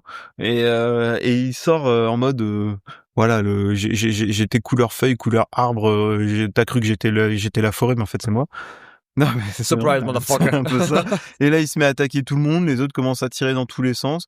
C'est un peu le bordel d'ailleurs, parce que on comprend pas trop ce qui se passe à l'écran, mais voilà, c'est. Il y a juste un moment, le dinosaure court sur un mec, le mec continue à tirer. Et je crois qu'il était suicidaire. Il était fatigué de vivre. Lui, il se fait bouffer en 10 secondes. Ouais, voilà. donc on s'en fout un peu honnêtement. Hein. Ouais, on s'en fout. Après, on repasse dans la salle de commande là. Il y a une petite engueulade avec, je sais plus qui d'ailleurs. Je crois que c'est Claire et Owen, non? Oui. Et Owen a raison, c'est pas un dino. Bah non, même comme tous les autres. Hein, c'est ce que je disais tout à l'heure. Ils sont là. Non, mais c'est pas un dino. Oui, aucun ne sont des dinosaures. Ils sont morts il y a 60 millions d'années. Faites-vous une idée, les gars. Ce ne sont pas des dinosaures. Mais du coup, scène dont on s'en fout. On repasse sur les deux frères qui eux passent leur vie à parcourir le parc en mode YOLO. Et à baver sur les meufs. C'est à ce moment-là justement où il fait la réplique. Ah d'accord. Et t'espères gagner quoi à loucher sur elle comme ça? Je te remercie. Pas de quoi. Voilà. Ouais, Zach mate encore des meufs. C'est ce que j'ai marqué dans mes notes. Il y a un peu dessus, quoi. Ils font la queue dans la gyrosphère. Et forcément, eux, les enfants, arrivent à rentrer dans la gyrosphère juste avant que le gars explique à tout le monde qu'il faut rentrer dans l'accueil, le parc est fermé. Ouais, c'est ça. Bon, le gars laisse deux gamins rentrer dans le truc, il s'en occupe plus après, il dit « Oh, c'est bon, c'est fermé !» Il y a une alerte, mais il a oublié qu'il a mis deux gosses dans une gyrosphère. Même tous ceux qui viennent de partir avant, enfin... Ah bah oui, mais... Donc, les gosses partent en gyrosphère. D'ailleurs, il y a un moment qui est très bizarre dans la salle de contrôle, c'est un peu plus tard, je crois, où on voit toutes les gyrosphères rassemblées au même endroit. On se demande comment ils ont rassemblé les gyrosphères au même endroit, parce que... Voilà. Bon, après, c'est un peu plus tard, mais voilà. C'est pas très loin après, parce qu'en fait, on voit les gosses, du coup, qui avancent avec la gyrosphère. D'ailleurs, dans la gyrosphère, ils ont un super petit film. Oui, avec le présentateur avec Jimmy Fallon. Ouais, c'est ça. Donc non, on apprend qu'en fait la gyrosphère, elle est à une glace, tu sais, par balle calibre 50. Ouais, alors ils nous disent que c'est une glace, une vitre blindée hein, quand même, bien blindée. C'est ça, hein, c'est du polycarbonate, je crois. Donc ça résiste à des balles de calibre 50, c'est pas mal. Hein. Donc voilà, honnêtement, je trouve que c'est une idée géniale la gyrosphère.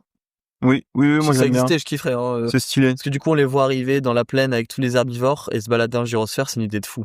C'est trop bien. C'était ça, cool. Je paye 40 000 € pour faire ça, facile. Hein. Ouais, bah pareil. Ouais, non, ça a l'air vraiment cool pour le coup.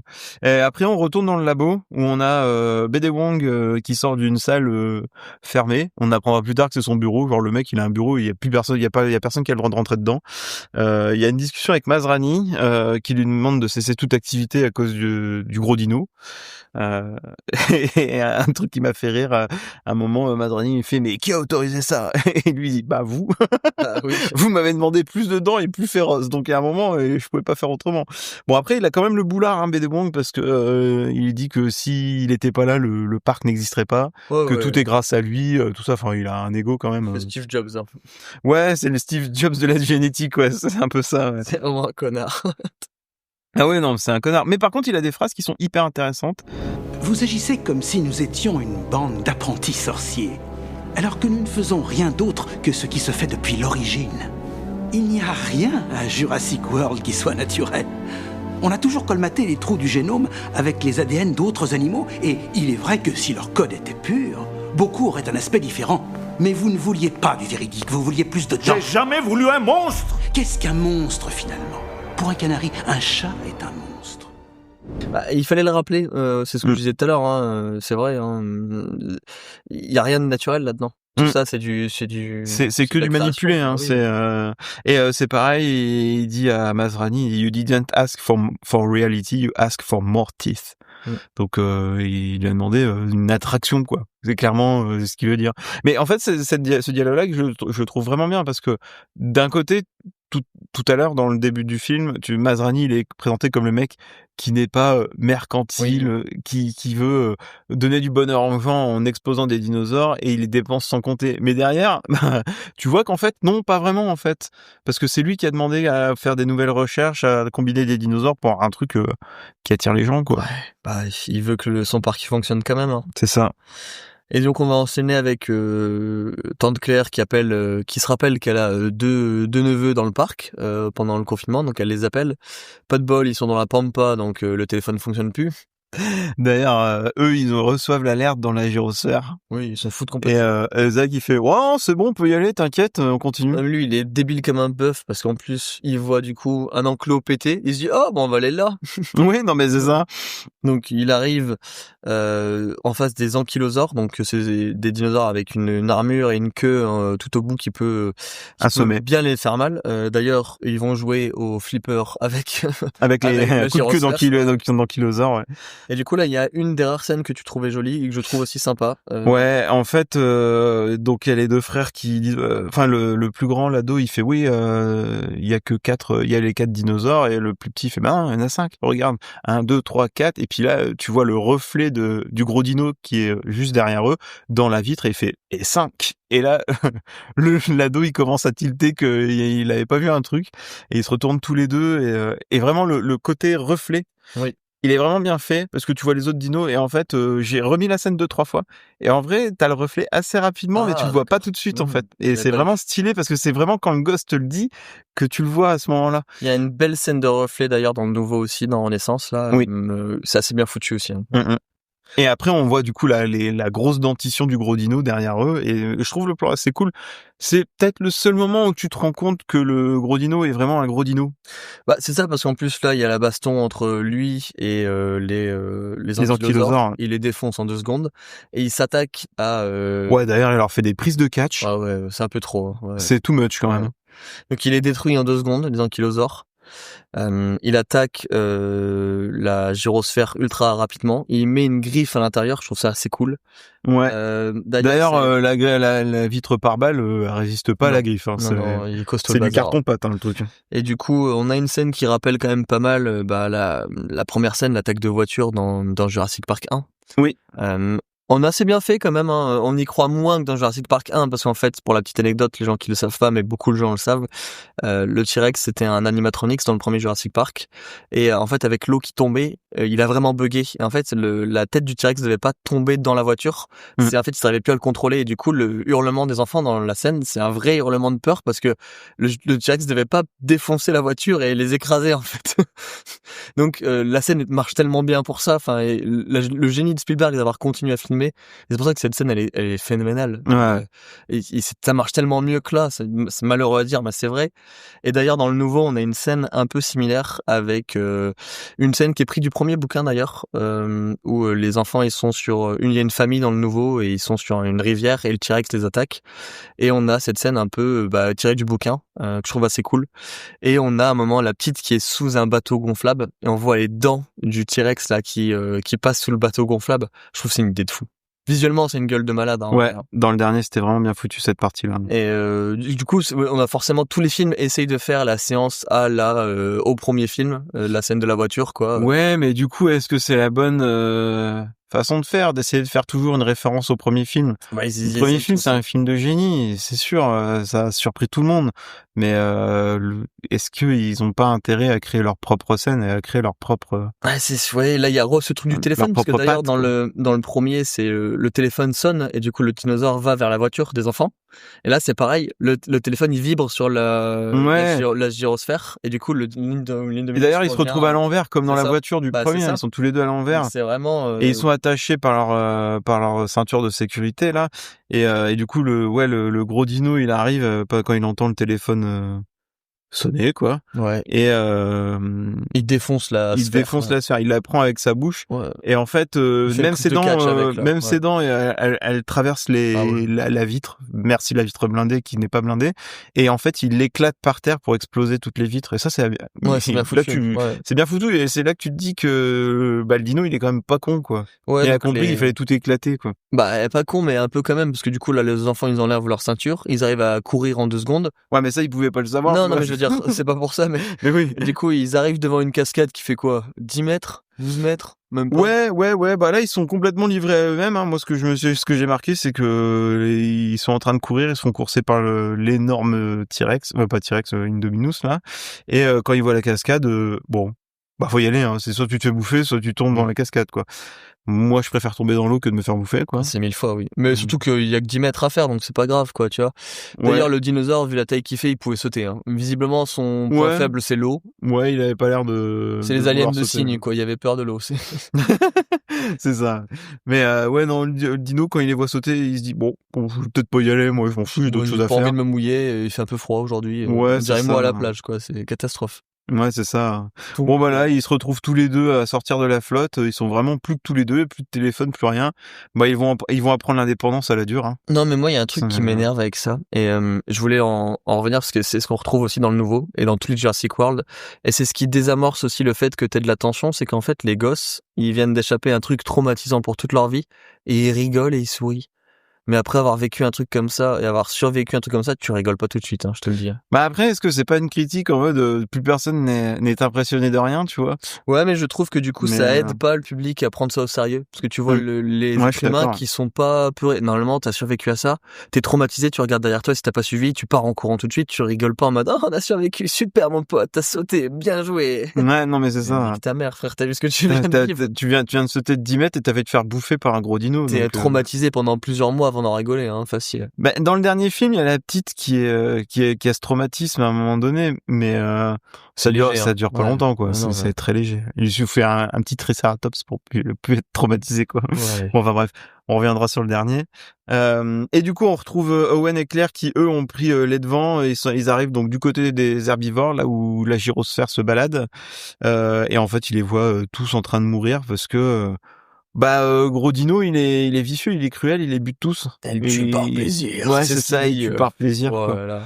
Bon, c'est dommage parce que visuellement, gros, quand même. surtout que c'est con parce que visuellement le plan est magnifique visuellement, je trouve. Ouais, puis ça fait comprendre à Claire que c'est pas que des chiffres sur un Excel, c'est des animaux vivants. Elle a sa petite larmichette et tout, elle commence à comprendre ce que c'est vraiment son parc en fait. Alors oui, mais moi là ça m'énerve aussi parce que c'est encore une référence au premier film, c'est un écho un peu maladroit, je trouve justement à la scène du Triceratops du premier film où le Triceratops est malade et Ellie elle vient le sauver, enfin elle vient le soigner. Et tu vois là où Ellie était intelligente parce que c'est une paléontologue, elle vient soigner, elle fait quelque chose. Là en fait Owen tout ce qui vient c'est il vient faire l'homme qui murmure à l'oreille du brachiosaure. Ok. Ça va. Oui, on est là, ça va.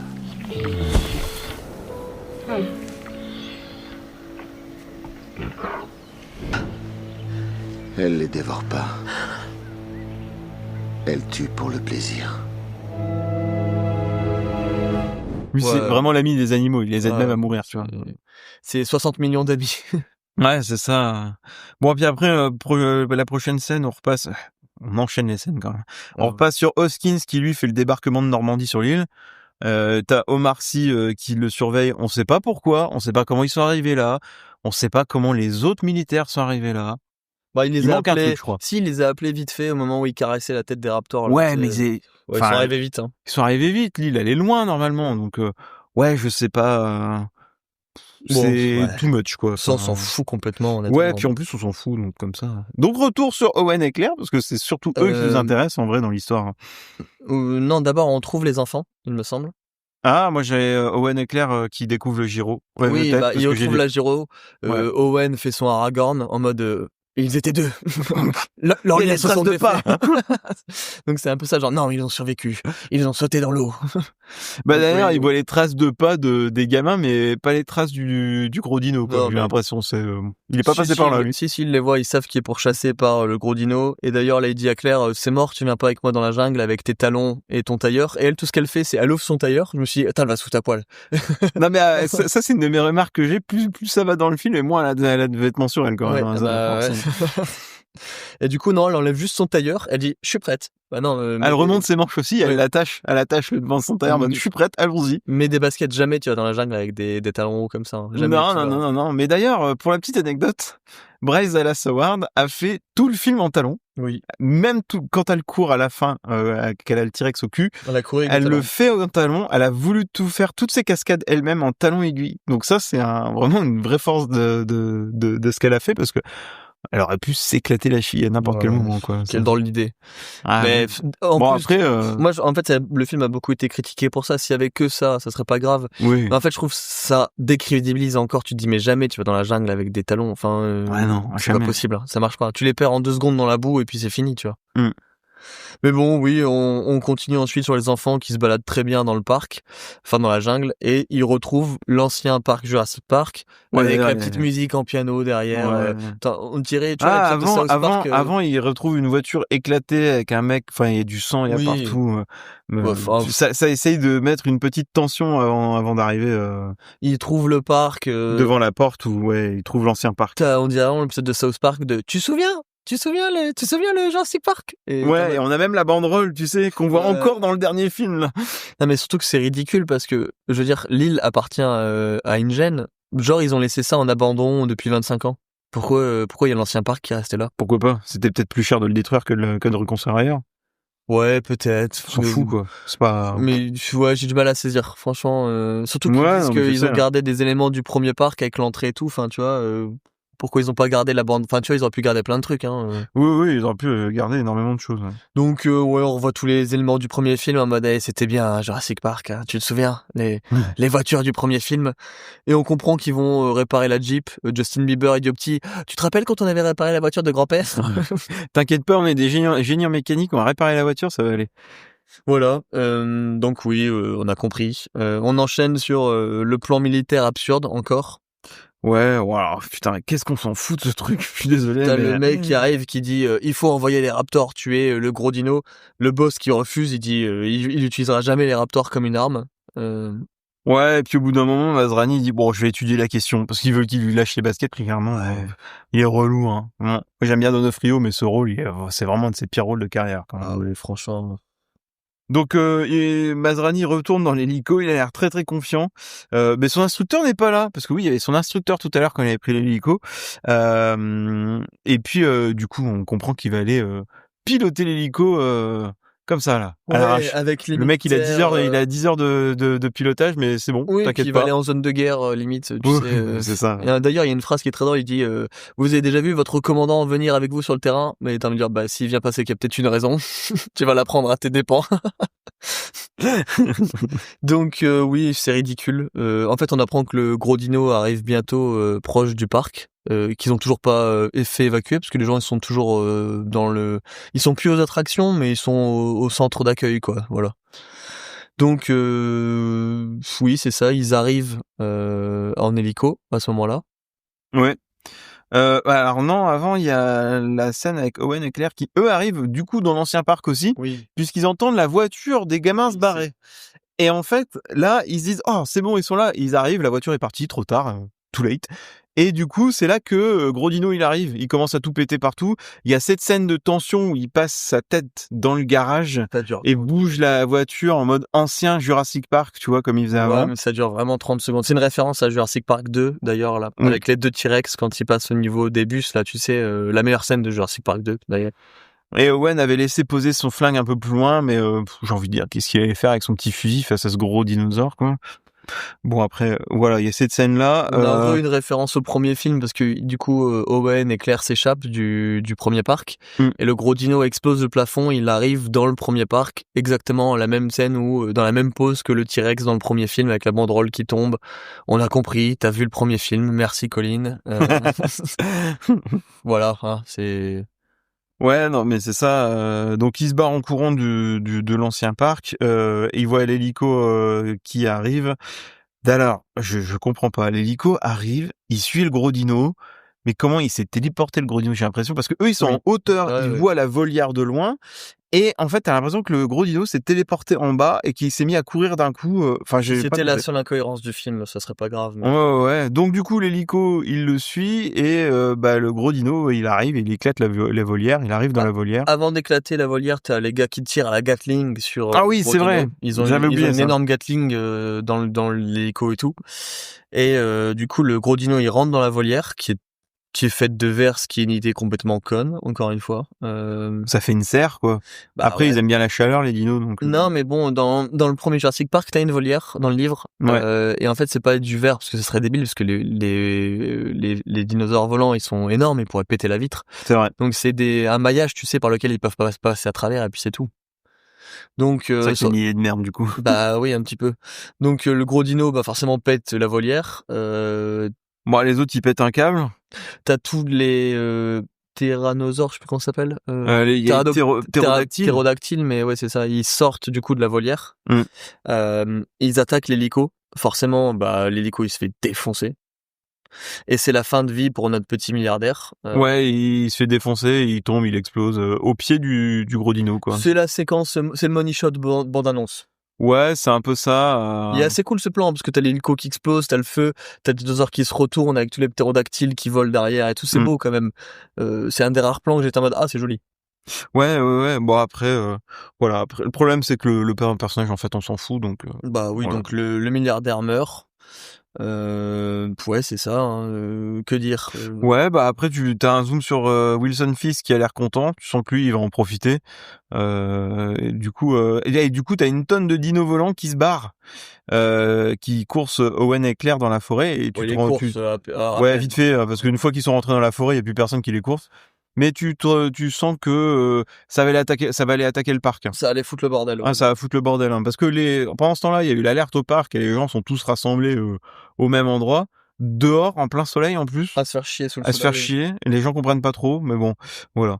Pendant ce temps-là, t'as les gamins qui, eux, ils s'éclatent en voiture. Ouais, ils sont safe, tout va bien. Ils sont contents d'avoir trouvé, ils trouvent la porte d'entrée, ils disent ça y est, on y est. Ouais. Ils voient tous les ptérodactyles qui arrivent là d'un coup comme ça. Ouais, mais d'ailleurs, cette scène, elle sert à rien parce que ça met une tension et d'un coup, c'est désamorcé complètement. Dessus et puis c'est tout. Ouais.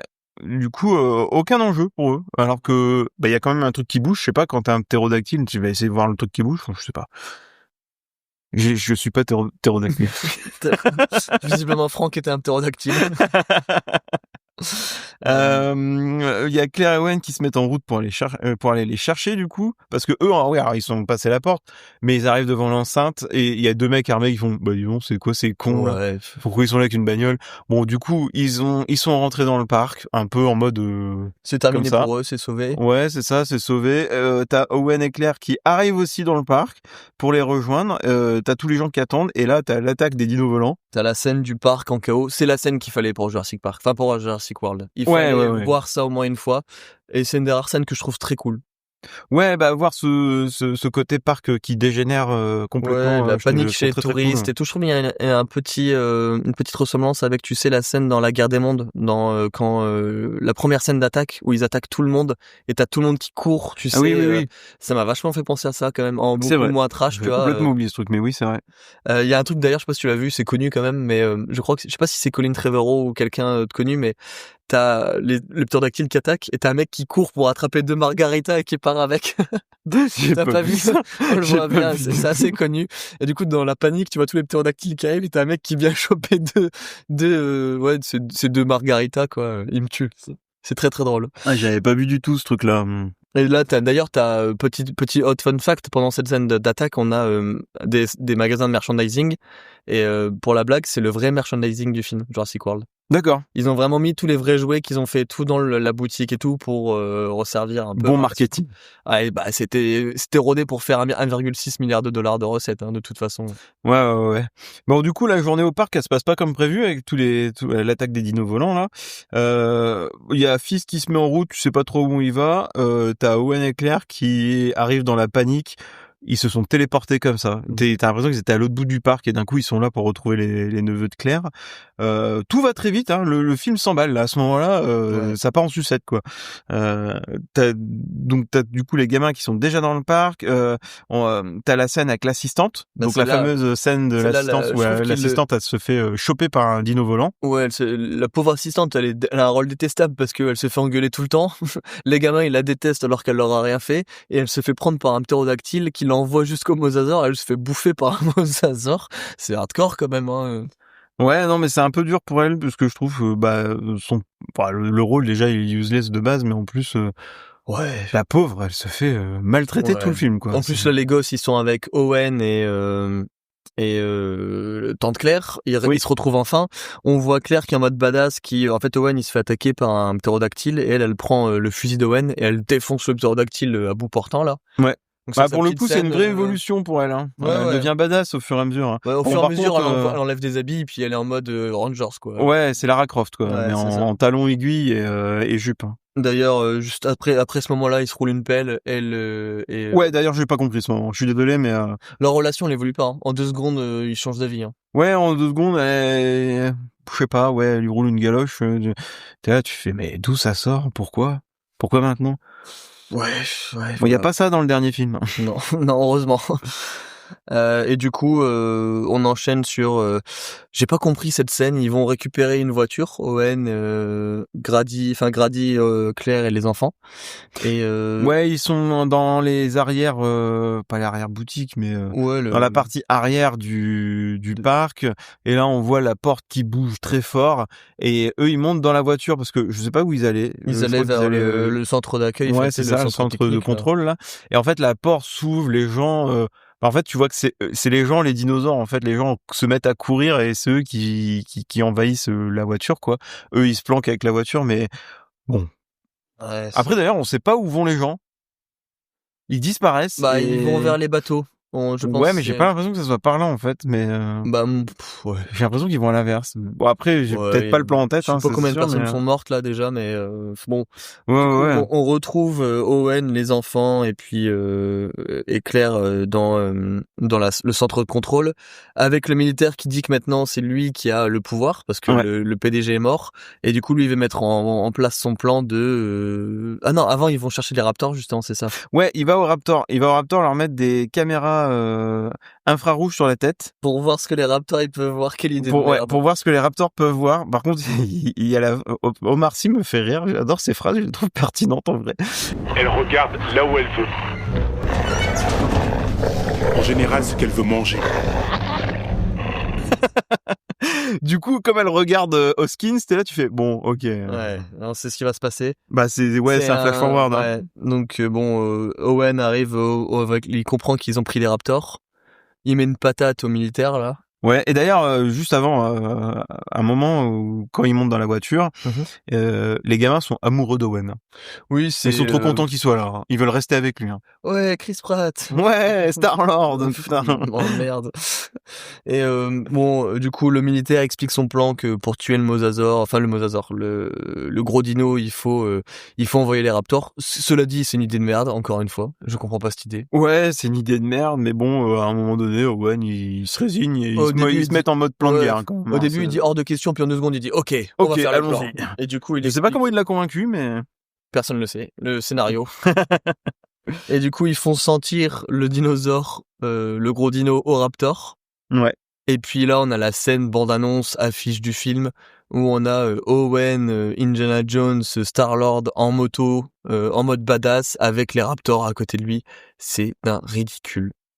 Mais en plus, je trouve que c'est la partie la moins bien faite du film, parce que je trouve que les raptors sont dégueux. Non, mais en plus, comme tu le dis, c'est des animaux qui chassent. Pourquoi ils vont aller chasser le gros raptor, alors qu'en fait, ils pourraient juste aller bouffer le mec sur la moto et tous les autres gens qui est à côté.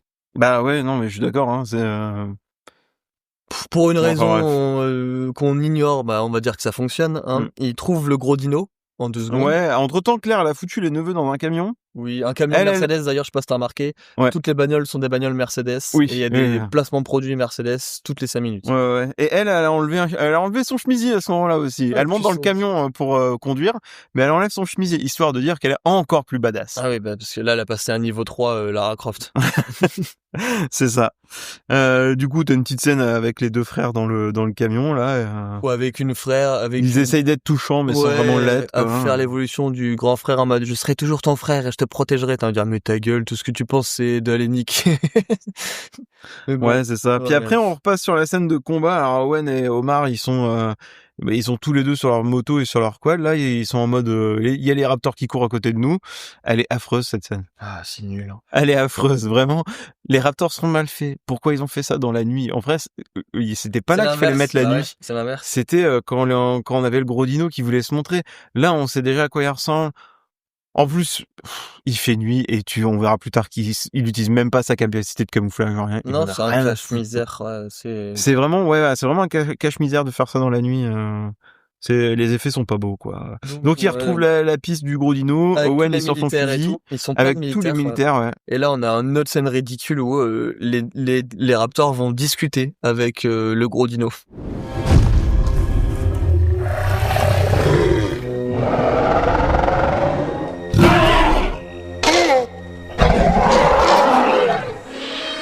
Il se passe un truc. Elles communiquent entre elles.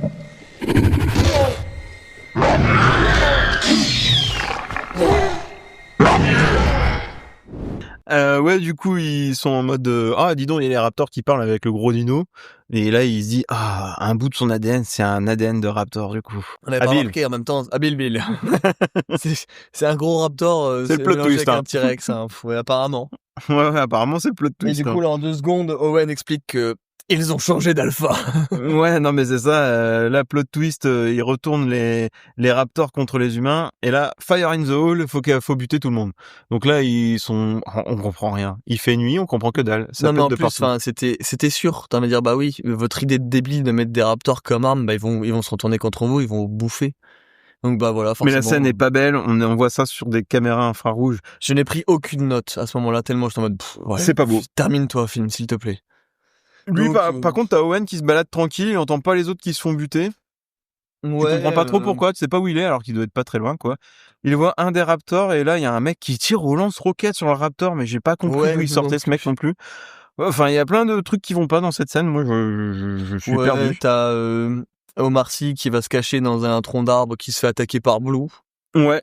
Owen arrive à le rattraper en mode il allume sa moto puis il dit viens m'attraper. Ouais, c'est ça, et il sauve Omar Sy, et je crois que c'est la dernière fois qu'on voit Omar Sy du film. Oui. Je crois que c'est fin de tournage pour Omar Sy. C'est fin de tournage pour Omar Sy.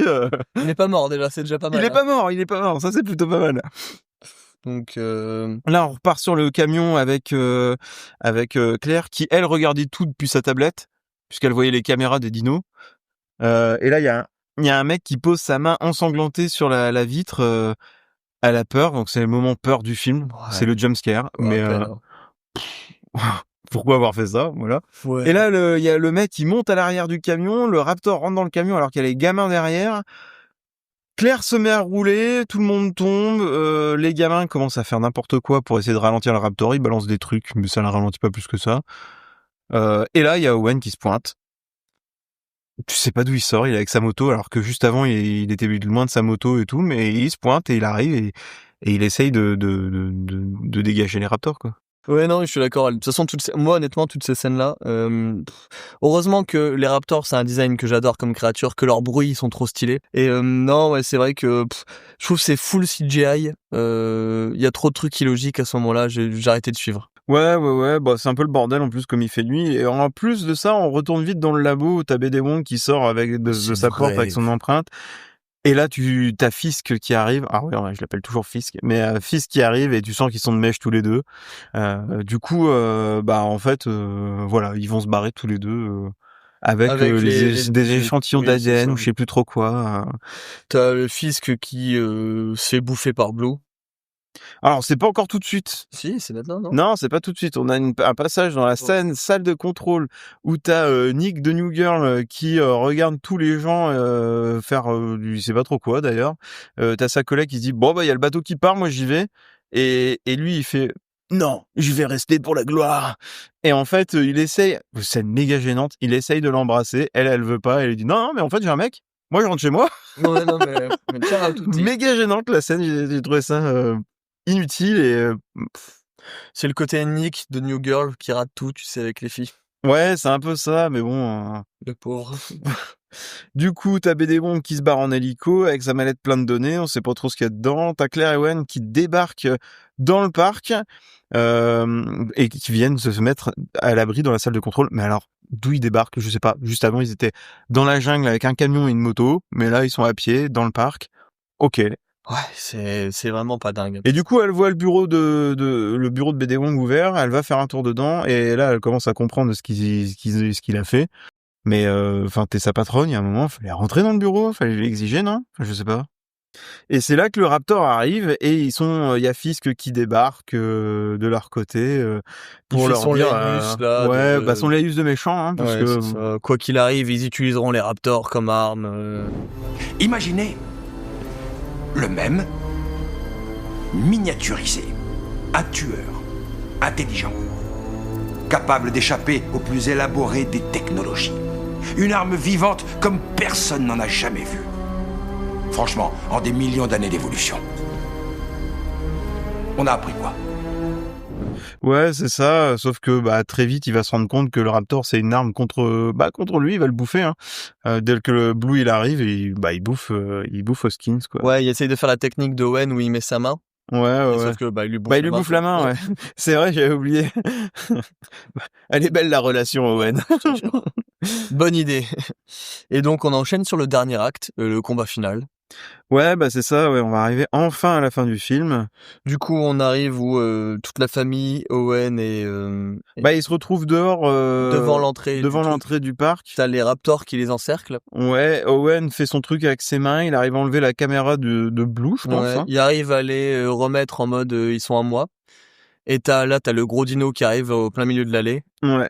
Et là, ils reparlent entre eux en mode c'est moi l'alpha. Et Owen qui dit non, c'est moi l'alpha. Ouais, c'est un peu ça. Limite, c'est ça. Et tous les vélociraptors commencent à attaquer le gros dino. Et Blue se fait valdinguer quand même. Ouais. Hein. Là, on a la scène où tous les raptors attaquent le gros dino. C'est assez cool. Ouais, là, c'est cool, mais ça reste dans le noir, quoi. C'est con, mais bon, c'est cool parce qu'ils sont au milieu des boutiques et ils défoncent toutes les boutiques en se battant. T'as les humains qui se cachent pour esquiver en fait le combat des titans, et ça, c'est un truc que j'aime bien. Il y a un beau jeu d'échelle, c'est le seul moment où il y a un jeu d'échelle d'ailleurs, limite, avec les dinosaures. Ouais, c'est le seul moment, c'est dommage parce que il y a quand même beaucoup de choses à faire avec le jeu d'échelle. Donc, qui est mieux fait dans le dernier, du coup. Ouais, oui, bien sûr. Et là, tu vois, t'as le petit qui compte les dents des raptors et il dit « Il y en a pas assez. Il nous manque de dents. » J'avais oublié cette réplique. Qu'est-ce que c'est cette réplique? C'est pour faire référence à il faut plus de dents. Bah oui, non mais bon. Et du coup, Claire, elle fait oui, c'est vrai. Elle appelle Nick, elle se barre en courant. Elle dit ouvrez l'enclos neuf. Et lui, il dit l'enclos neuf. Elle dit faites-vous pousser une paire de couilles. C'est un peu ça, ouais. Du coup, elle continue à courir en talons vers l'enclos neuf. Elle arrive elle prend un truc dans une fusée. Oui, mais dans la trousse de secours. Sur le coup, je vois pas ce qu'elle prend. Je me dis, pourquoi, qu'est-ce qu'elle a pris, un bandage ou je sais pas qu'est-ce qu'elle va faire. J'avais pas vu que c'était une fusée de détresse. Hein. Et du coup, elle arrive devant l'enclos neuf pendant qu'il y a une baston toujours avec les vélociraptors, le gros dino et les gosses qui ont peur. Et puis Owen qui tire au flingue sur le. Ouais, c'est des piqûres de moustiques pour le gros dino. Hein. Bah ouais. T'as beau tirer avec tes balles à la con, ça lui fait rien du tout. Hein. Et du coup, l'enclos neuf ouvre et là, l'arrivée du T-Rex. En vrai, l'arrivée est bien foutue. C'est bien foutu, c'est juste dommage que c'est ridicule parce que c'est des animaux qui pouvaient courir à 90 km/h et elle est en talons et elle arrive à lui esquiver. C'est ça le problème en fait. C'est pas qu'elle ait des talons le problème, c'est pas un truc, tu sais, genre anti-féministe, c'est nappe. Non, le problème c'est que le T-Rex il court à 90 km/h et il est censé te rattraper, te bouffer en fait quoi. Ah ouais, non mais c'est un vrai problème. D'ailleurs, je me suis demandé quand est-ce qu'il allait la rattraper, mais il la rattrape pas du tout. Non, il la rattrape jamais. Elle aurait pu juste prendre, tu sais, le flair et la lancer. Ouais. D'ailleurs, c'est ce qu'elle fait sur l'Indominus, quoi. Elle lance le flair sur Gros Dino pour que T-Rex aille l'attaquer, quoi. Et donc là, on a T-Rex qui vient aider les Raptors, qui étaient tous explosés. Ouais, mais alors Gros Dino, il est vachement balèze et du coup, bah il le démonte quoi, le T-Rex. Il lui fait des prises de catch, comme tout à l'heure avec les ankylosaures. Ouais, c'est ça. Je comprends pas. Il le défonce en 2-2. Heureusement, Blue se réveille et vient faire une assist au T-Rex. Ouais. Et à 2, en fait, ils arrivent à pousser le Gros Dino vers l'enclos du Mosasaur. Ouais, d'ailleurs, on se rend pas compte que c'est l'enclos du Mosasaur à ce moment-là. Il le pousse, tu lui dis, bah, où est-ce qu'ils vont? Et en fait, le Mosasaur, il arrive, il sort de nulle part, et il l'attrape par le cou et l'embarque sous la flotte. Ce qui est assez cool, je trouve. Fin de tournage pour le Gros Dino. C'est une bonne façon de le faire buter, je trouve. Franchement. Ouais. C'est Mosasaur ex machina, mais en même temps, ça marche bien. Ouais, ça marche bien, ça fait un beau combat de dino, c'était plutôt sympa. Après, j'ai envie de dire, Ça aurait été 1000 fois mieux filmé par Guillermo del Toro, en mode, tu sais... Ouais, mais tout aurait été mieux filmé par Guillermo del Toro. Mais tu sais, dans le film avec les mechas, comment ça s'appelle Pacific Rim. Tu vois, parce que au final, c'est un peu des humains qui vivent un combat de Pacific Rim avec des géants monstres, et tu vois, je trouve qu'il y a un peu ce délire-là de mecha, tu sais... de Godzilla et de tout de kaiju. Ouais, c'est ça, hein, de gros monstres qui se battent et des humains à côté qui sont impuissants. Ouais, non, mais oui.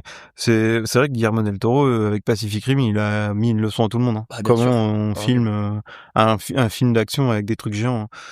Et puis, pour la fin, le parc est dévasté, mais la famille va bien. Le T-Rex s'en va. Le T-Rex et les raptors, ils se regardent. Ouais, ils se regardent. Good job. Ils regardent les humains, ils se sont fait... On se reverra le prochain coup. Et puis, ils se barrent, ils attaquent même pas les humains alors qu'ils sont juste à côté. Enfin, C'est ça le problème avec ces films-là, c'est que c'est plus des bêtes sauvages, c'est des personnages, les dinosaures. Mais et puis d'ailleurs, où sont les dinos volants? Bah, ils sont partis en vacances, hein. Je sais pas, c'était fin de tournage aussi après pour eux, hein, parce que, ok, il y a des mecs qui leur ont lancé des sédatifs, mais entre le jour et l'heure où il est, on a vu les sédatifs, ils ont fini de faire effet. Ouais, je comprends pas. Il y a plein de trucs qui manquent. Nick éteint la salle de contrôle, fin de tournage. Pour la salle de contrôle. C'est ça, mais pour le parc, hein, tout court. Ouais, pour le parc, toujours. Et puis là, on a l'épilogue où les parents, ils retrouvent les enfants. C'est le happy end, on comprend qu'ils vont pas se séparer, limite, les parents. Et puis Claire et Owen est un nouveau couple.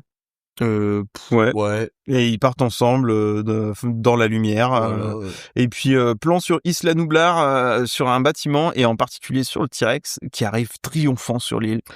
Avec Cette le île, bruit... c'est la mienne. Ouais, et puis avec ce bruit, quand même... Avec ce sound design qui est incroyable du premier film, du cri du T-Rex qui est génial. Ouais. Qui est quand même un des meilleurs cris d'ailleurs, un petit plaisir pour les oreilles.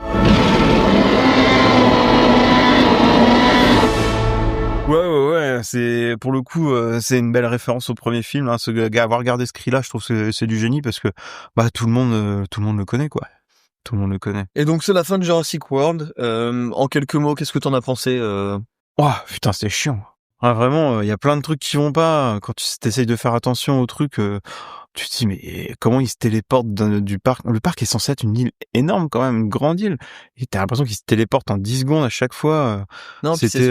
Moi, je trouve ça super frustrant parce que l'idée de base est géniale. Que le parc soit enfin ouvert, il y avait quelque chose de incroyable à faire, tu vois. Ouais, je suis d'accord. Je trouve ce qu'il en est fait, c'est catastrophique parce que cette histoire de dinosaures mutants et puis de raptors, de combat et tout, ça vient entraver le film. Tu dis, mais ça avait pas besoin de tout ça, honnêtement. Ça aurait pu juste être un même film que Jurassic Park où le parc qui part en couille et t'as tous les visiteurs. Enfin, tu vois, limite, on aurait même dû suivre des vrais visiteurs qui ont rien à voir avec le parc, tu vois.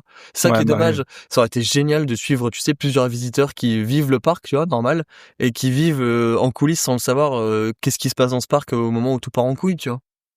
Ouais, non, mais je trouve ça, c'est vraiment une occasion manquée de dingue. Je trouve ils ont raté quelque chose. Ils ont été chercher, pareil, la grosse artillerie en termes de casting pour arriver à ça. Je me dis, c'est un peu dommage, quoi. Après, il doit y avoir des conditions, hein, genre Chris Pratt, il meurt pas, des trucs comme ça, quoi. Non, puis c'est de cette volonté de créer une nouvelle saga, c'est une catastrophe parce que moi, du coup, honnêtement, si je devais les classer, les Jurassic Park, le premier est devant, ensuite on a le deuxième, le troisième. En fait, j'ai l'impression que plus ça va, plus ça descend. Et en fait, ils sont dans le bon ordre. Ouais. Non, je mettrais quand même le dernier Rebirth avant la première Bah, c'est ce trilogie que je veux dire, enfin, je- entre les deux Tu vois, trilogies moi, je en trouve fait, que hein, depuis, en termes de depuis qualité. les Jurassic Park, ça descendait.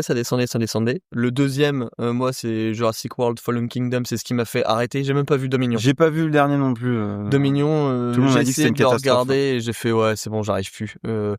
Et je pense pas que j'aurais été voir le nouveau si on faisait pas le podcast. Honnêtement, j'avais perdu espoir. Hein. Même si pour le coup, on va pouvoir en parler maintenant, mais il y a pas mal de choses qui étaient rassurantes. Mais du coup, non, je pense que je mettrais le nouveau Jurassic World après la première trilogie de Jurassic Park et celui-là 2015 en deuxième. Ouais, pareil. Ouais. Mais après, vraiment en nivelant par le bas, quoi, parce que c'est pas des bons films, hein, honnêtement. Ah non, mais non. Ça c'est sûr. Hein. Bon, quelques petites anecdotes sur le film. Les Raptors, vu que c'était de la CGI, c'est des hommes en collant en espèce de combinaison grise qui faisaient les Raptors. Du coup, Chris Pratt, il était face à des gens qui avaient une tête de Vélociraptor. J'aimerais trop voir le making of. Ça a l'air incroyable en termes de making of. Et c'était un peu le tournage de l'horreur pour un peu tout le monde, puisque ça s'est passé en grande partie à Hawaï. Il faisait une chaleur à crever. Il faisait hyper chaud, beaucoup d'insectes, ils se sont fait bouffer à moustiques géants, je crois, en plus. Donc, ils étaient obligés de se mettre des serviettes glacées autour du cou pour éviter l'insolation. Enfin, c'était chaud, très chaud. Et les acteurs étaient autour des éclairages qui faisaient plus de 35 degrés. Donc, voilà. Bon, après, a priori, il y avait bonne ambiance sur le film, hein, ça s'est plutôt bien passé. Petite anecdote sur l'Indominus Rex, qui est une créature inspirée de jeux vidéo. Ok. En fait, les artistes qui ont étudié le comportement des prédateurs dans Resident Evil, Alien et Godzilla, pour lui donner une allure intelligente et terrifiante. Ouais, monstre, quoi. Mais c'est plus ouais, bah voilà, du coup, c'est plus un dino, quoi, tu vois. Voilà, qu'est-ce qu'il y a d'autre Moi, je trouve ce qui est regrettable, c'est qu'ils ont beaucoup laissé tomber les animatroniques et qu'on est sur du full CGI. Et ça manque beaucoup au film, je trouve. Le seul qu'il y a, c'est justement la scène où l'homme qui murmure à l'oreille des bronchosaures, là, où justement, c'est le seul moment, je trouve, où il y a un animatronique. Ouais, et le reste, c'est que de la CGI. Mais on peut dire la même du dernier. Ouais, mais tu vois, le problème de ça, c'est que je trouve que, tu vois, dans le nouveau, là, il y a quelques plans que je t'ai dit tout à l'heure, c'est pas beau, ça a déjà mal vieilli. Ça fait 10 ans seulement. Il y a des trucs qui ont déjà mal vieilli. Alors que Jurassic Park, le premier, c'est 93, ça fait plus de 30 ans et ça a pas mal vieilli. Et puis il y a des films en CGI qui ont 10 ans, ils ont super bien vieilli. Bien sûr, oui. Enfin, ne serait-ce que, regarde, le dernier coup, on faisait Small Soldiers, il est encore plus vieux et je trouve que les effets spéciaux ont pas si mal vieilli que ça. Je trouve que Jurassic World, les Vélociraptors, quand ils attaquent dans la nuit, ils font plus dégueulasse que les jouets de Small Soldiers. C'est dommage, hein, mais... Donc non, je le reverrai pas. Honnêtement, je l'avais pas revu depuis, je l'avais vu qu'une fois. Je crois que ça doit être la 2 ou 3e fois, non, 3e fois sûrement que je le vois. La première au cinéma m'avait donné une bonne impression. Je sais que je l'ai revu à la télé ou en DVD, je sais plus, il y a quelques années, en mode j'aimais bien le film, je l'ai regardé. Je pense que j'ai pas relevé toutes les incohérences du film, mais ouais, là c'est bon, je suis vacciné. Et puis même après avoir vu le dernier, là, je suis un peu vacciné des dinos, j'en ai un peu marre. Enfin, on parle beaucoup de super-héros fatigue, exactement ce que j'allais mais dire. j'ai la dino fatigue, moi, sérieux. En plus, c'est tout le temps les mêmes films, tout le temps les mêmes dinos. Enfin, c'est chiant. On est dans la saga fatigue, hein, les suites fatigue. En vrai, tout ça me saoule grandement. Ouais. Mais bon, on va pouvoir embrayer sur le nouveau si tu veux, mais juste avant, est-ce que tu aurais une réplique à choisir dans ce film? C'est un peu difficile parce qu'il n'y en a pas beaucoup, les dialogues sont catastrophiques. Donc. Ouais, alors dans les répliques, celles il y en a plusieurs que j'ai dites que j'aime bien, mais je pense que je vais prendre la réplique de Marcy qui dit ils n'apprendront jamais. Je pense que c'est un peu la meilleure réplique du film, genre voilà, vous apprendrez jamais que faire ces films-là. Ouais, okay, non. Si, ça a marché, ça le pire. Bah ouais. Mais Plus ça va et moins ça marche quand même. Hein. Oui, non, mais en fait, ça a marché parce que c'était le premier. Comme Star Wars 7, les gens ils avaient un espoir dans tout ça. Ce qui est plus le cas aujourd'hui, malheureusement, tu vois. Ils étaient intrigués, quoi. Moi, ma réplique préférée, c'est il nous faut plus de dents. J'ai dit tout à l'heure, ça m'a fait marrer parce que c'est ridicule. Moi, ça m'a fait penser un peu aux Dents de la Mer où il y a un mec qui dit il va nous falloir un plus gros bateau. Non, mais c'est dommage parce que tu vois, comme tu dis, ces films-là, ils ont été des cartons planétaires parce que les gens, ils avaient un espoir en allant les revoir. Et toutes ces licences-là, elles ont été sucées jusqu'à la moelle et tout le monde en a marre, quoi, que ce soit Marvel, Star Wars, Jurassic Park. En à peine 10 ans, on en a eu une flopée, tu vois. On n'avait pas eu Jurassic Park depuis je sais pas combien de temps. Et là, en à peine 10 ans, on en a eu 4. Ouais, une quinzaine d'années, je crois, entre Jurassic Park 3 et... Donc, attends, 2015, Jurassic World, Jurassic Park... Non, c'est... Et Jurassic Park 3, Jurassic il est sorti Park en 2002, je crois. Ouais, on est pas loin de 10 Ou ans, 2006, pas loin de 15 ans. Hein. 2001. Ah, 2001, tu vois, j'aurais 2001, dit plus, donc on est à 14 ans. Donc tu il y avait 15 ans qu'il n'y avait pas eu de Jurassic Park. Là où Jurassic World est un vrai aveu d'échec, c'est à partir du 2 où ils font revenir Jeff Goldblum dans le film et Sam Neill revient aussi dans le 3. Laura Dern aussi qui revient, donc c'est vraiment un miroir de ce qui est devenu Star Wars aussi avec Disney, hein, honnêtement, je trouve, tu sais, l'obligation de faire revenir les anciennes têtes pour... Ou Marvel, hein. Oui. Regarde, ils font revenir Robert Downey Jr. Pour faire Doctor Doom parce qu'ils ont trouvé personne d'autre pour faire revivre la licence, quoi. En espérant profiter des gloires du passé. Donc non, c'est dommage parce qu'ils ont... d'ailleurs, on aurait dû s'en douter que c'était pas bien, mais tu vois, pour le nouveau, justement, si t'es ok, je pense qu'on peut embrayer sur le nouveau. Ouais. Ça a été réalisé par Gareth Edwards. Pour ceux qui le connaissent, c'est Godzilla. Qui le connaissent pas, surtout. Pour ceux qui le connaissent pas, oui, mais même pour ceux qui le connaissent, ils le savent, ils vont forcément me dire Rogue One, le meilleur film de tout Star Wars. Donc ouais. Attends, c'était pas dur. Non, de Star Wars Disney, mais moi je suis pas d'accord avec cette take-là, mais bon, c'est pas le débat. Mais du coup, Gareth Edwards, qui est un très bon réalisateur de films de monstres, Godzilla, Monsters. Récemment aussi The Creator où il y a des plans magnifiques. Moi j'adore The Creator. Ouais, je trouve ça très bien. J'adore ce film. Il s'est fait bien bâcher, mais moi j'aime beaucoup le film. Je trouve qu'il a des défauts quand même, mais visuellement c'est magnifique. Il a des défauts, mais je trouve que moi, même si le scénario il est un peu simpliste, je trouve qu'il est très intéressant dans ce qu'il fait. La partie gigantisme et la partie science-fiction, elle est incroyablement bien faite, je trouve, en termes de réel. Je trouve ça trop bien. Les acteurs, ils ont pris John David Washington, il y a Ken Watanabe. Moi, j'aime beaucoup les acteurs qui ont été pris pour The Creator. Et je trouve que... Et puis, en fait, c'est tourné en Asie du Sud-Est, genre Thaïlande et tout. Et les décors sont magnifiques. Et d'ailleurs, on dirait qu'il a tourné dans le même endroit pour Jurassic World Renaissance. Ouais, voilà, on revient du coup. mon plus beau point de Jurassic World, pour moi, ce serait les décors. La photographie des décors. En fait, le point fort de Jurassic World, là où tous les autres ont échoué sur les Jurassic World, alors on parle de le Jurassic World et pas de Jurassic Park, c'est la réalisation. Alors si Jurassic World 2, il y a quelques beaux plans, là où par exemple tu vois l'île en feu et le diplodocus au loin, ce plan il est iconique du 2.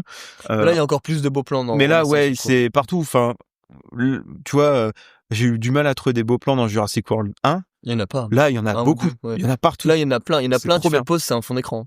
Honnêtement, il y a des couchers de soleil. Il y a vraiment une photo superbe. Il y a une superbe lumière. C'est vraiment bien foutu. Il y a aussi ce style un peu plus ce qu'on cherche dans un Jurassic Park, c'est-à-dire, tu sais, l'aventure. Ces gens qui sont dans la jungle. Ouais, c'est ça.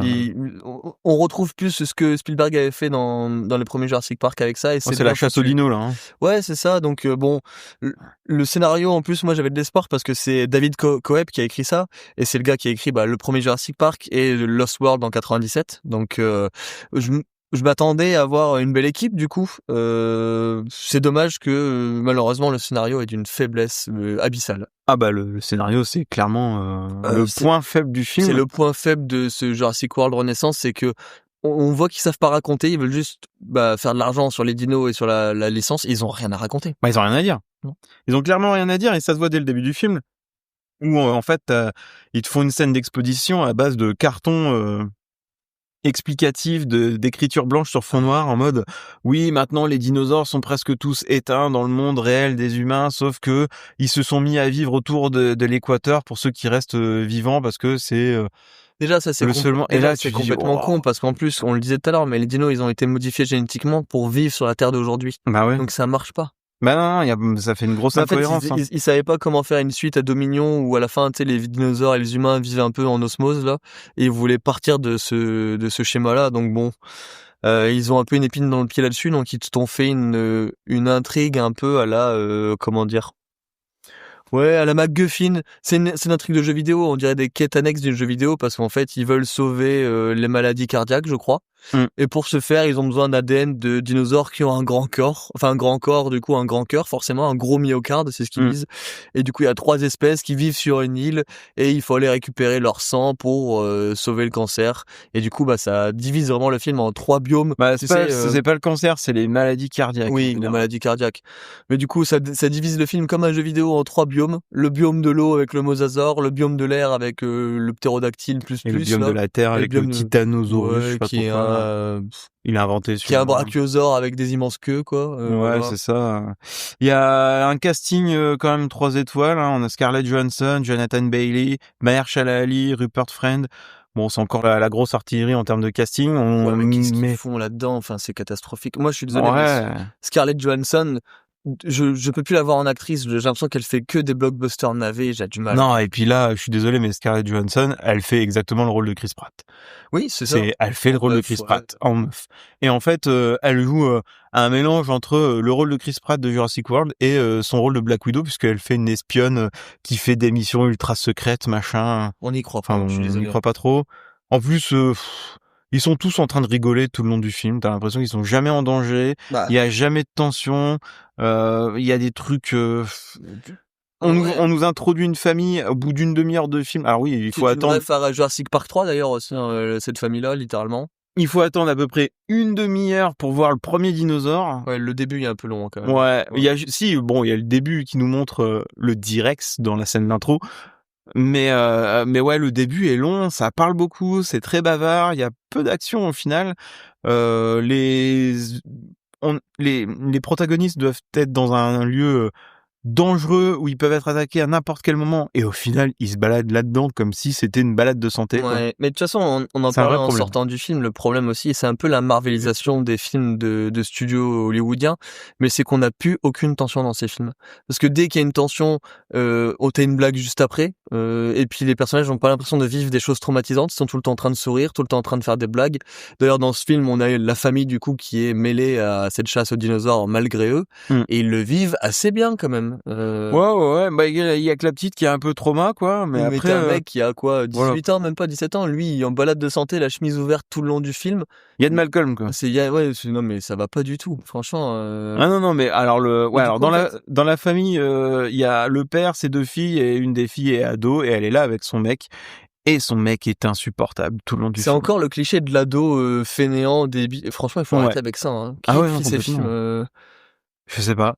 Il y a même une blague à un moment où il dit il propose de la weed à la famille alors qu'ils sont sur l'île des dinosaures. Non mais et il propose de fumer la weed à la petite de 8 ans surtout. En plus, non mais tu imagines, et alors qu'ils sont perdus sur une île des dinosaures, ils peuvent se faire bouffer à toutes les 5 minutes. Quoi. Ah ouais, non mais bon après c'est beaucoup de clichés.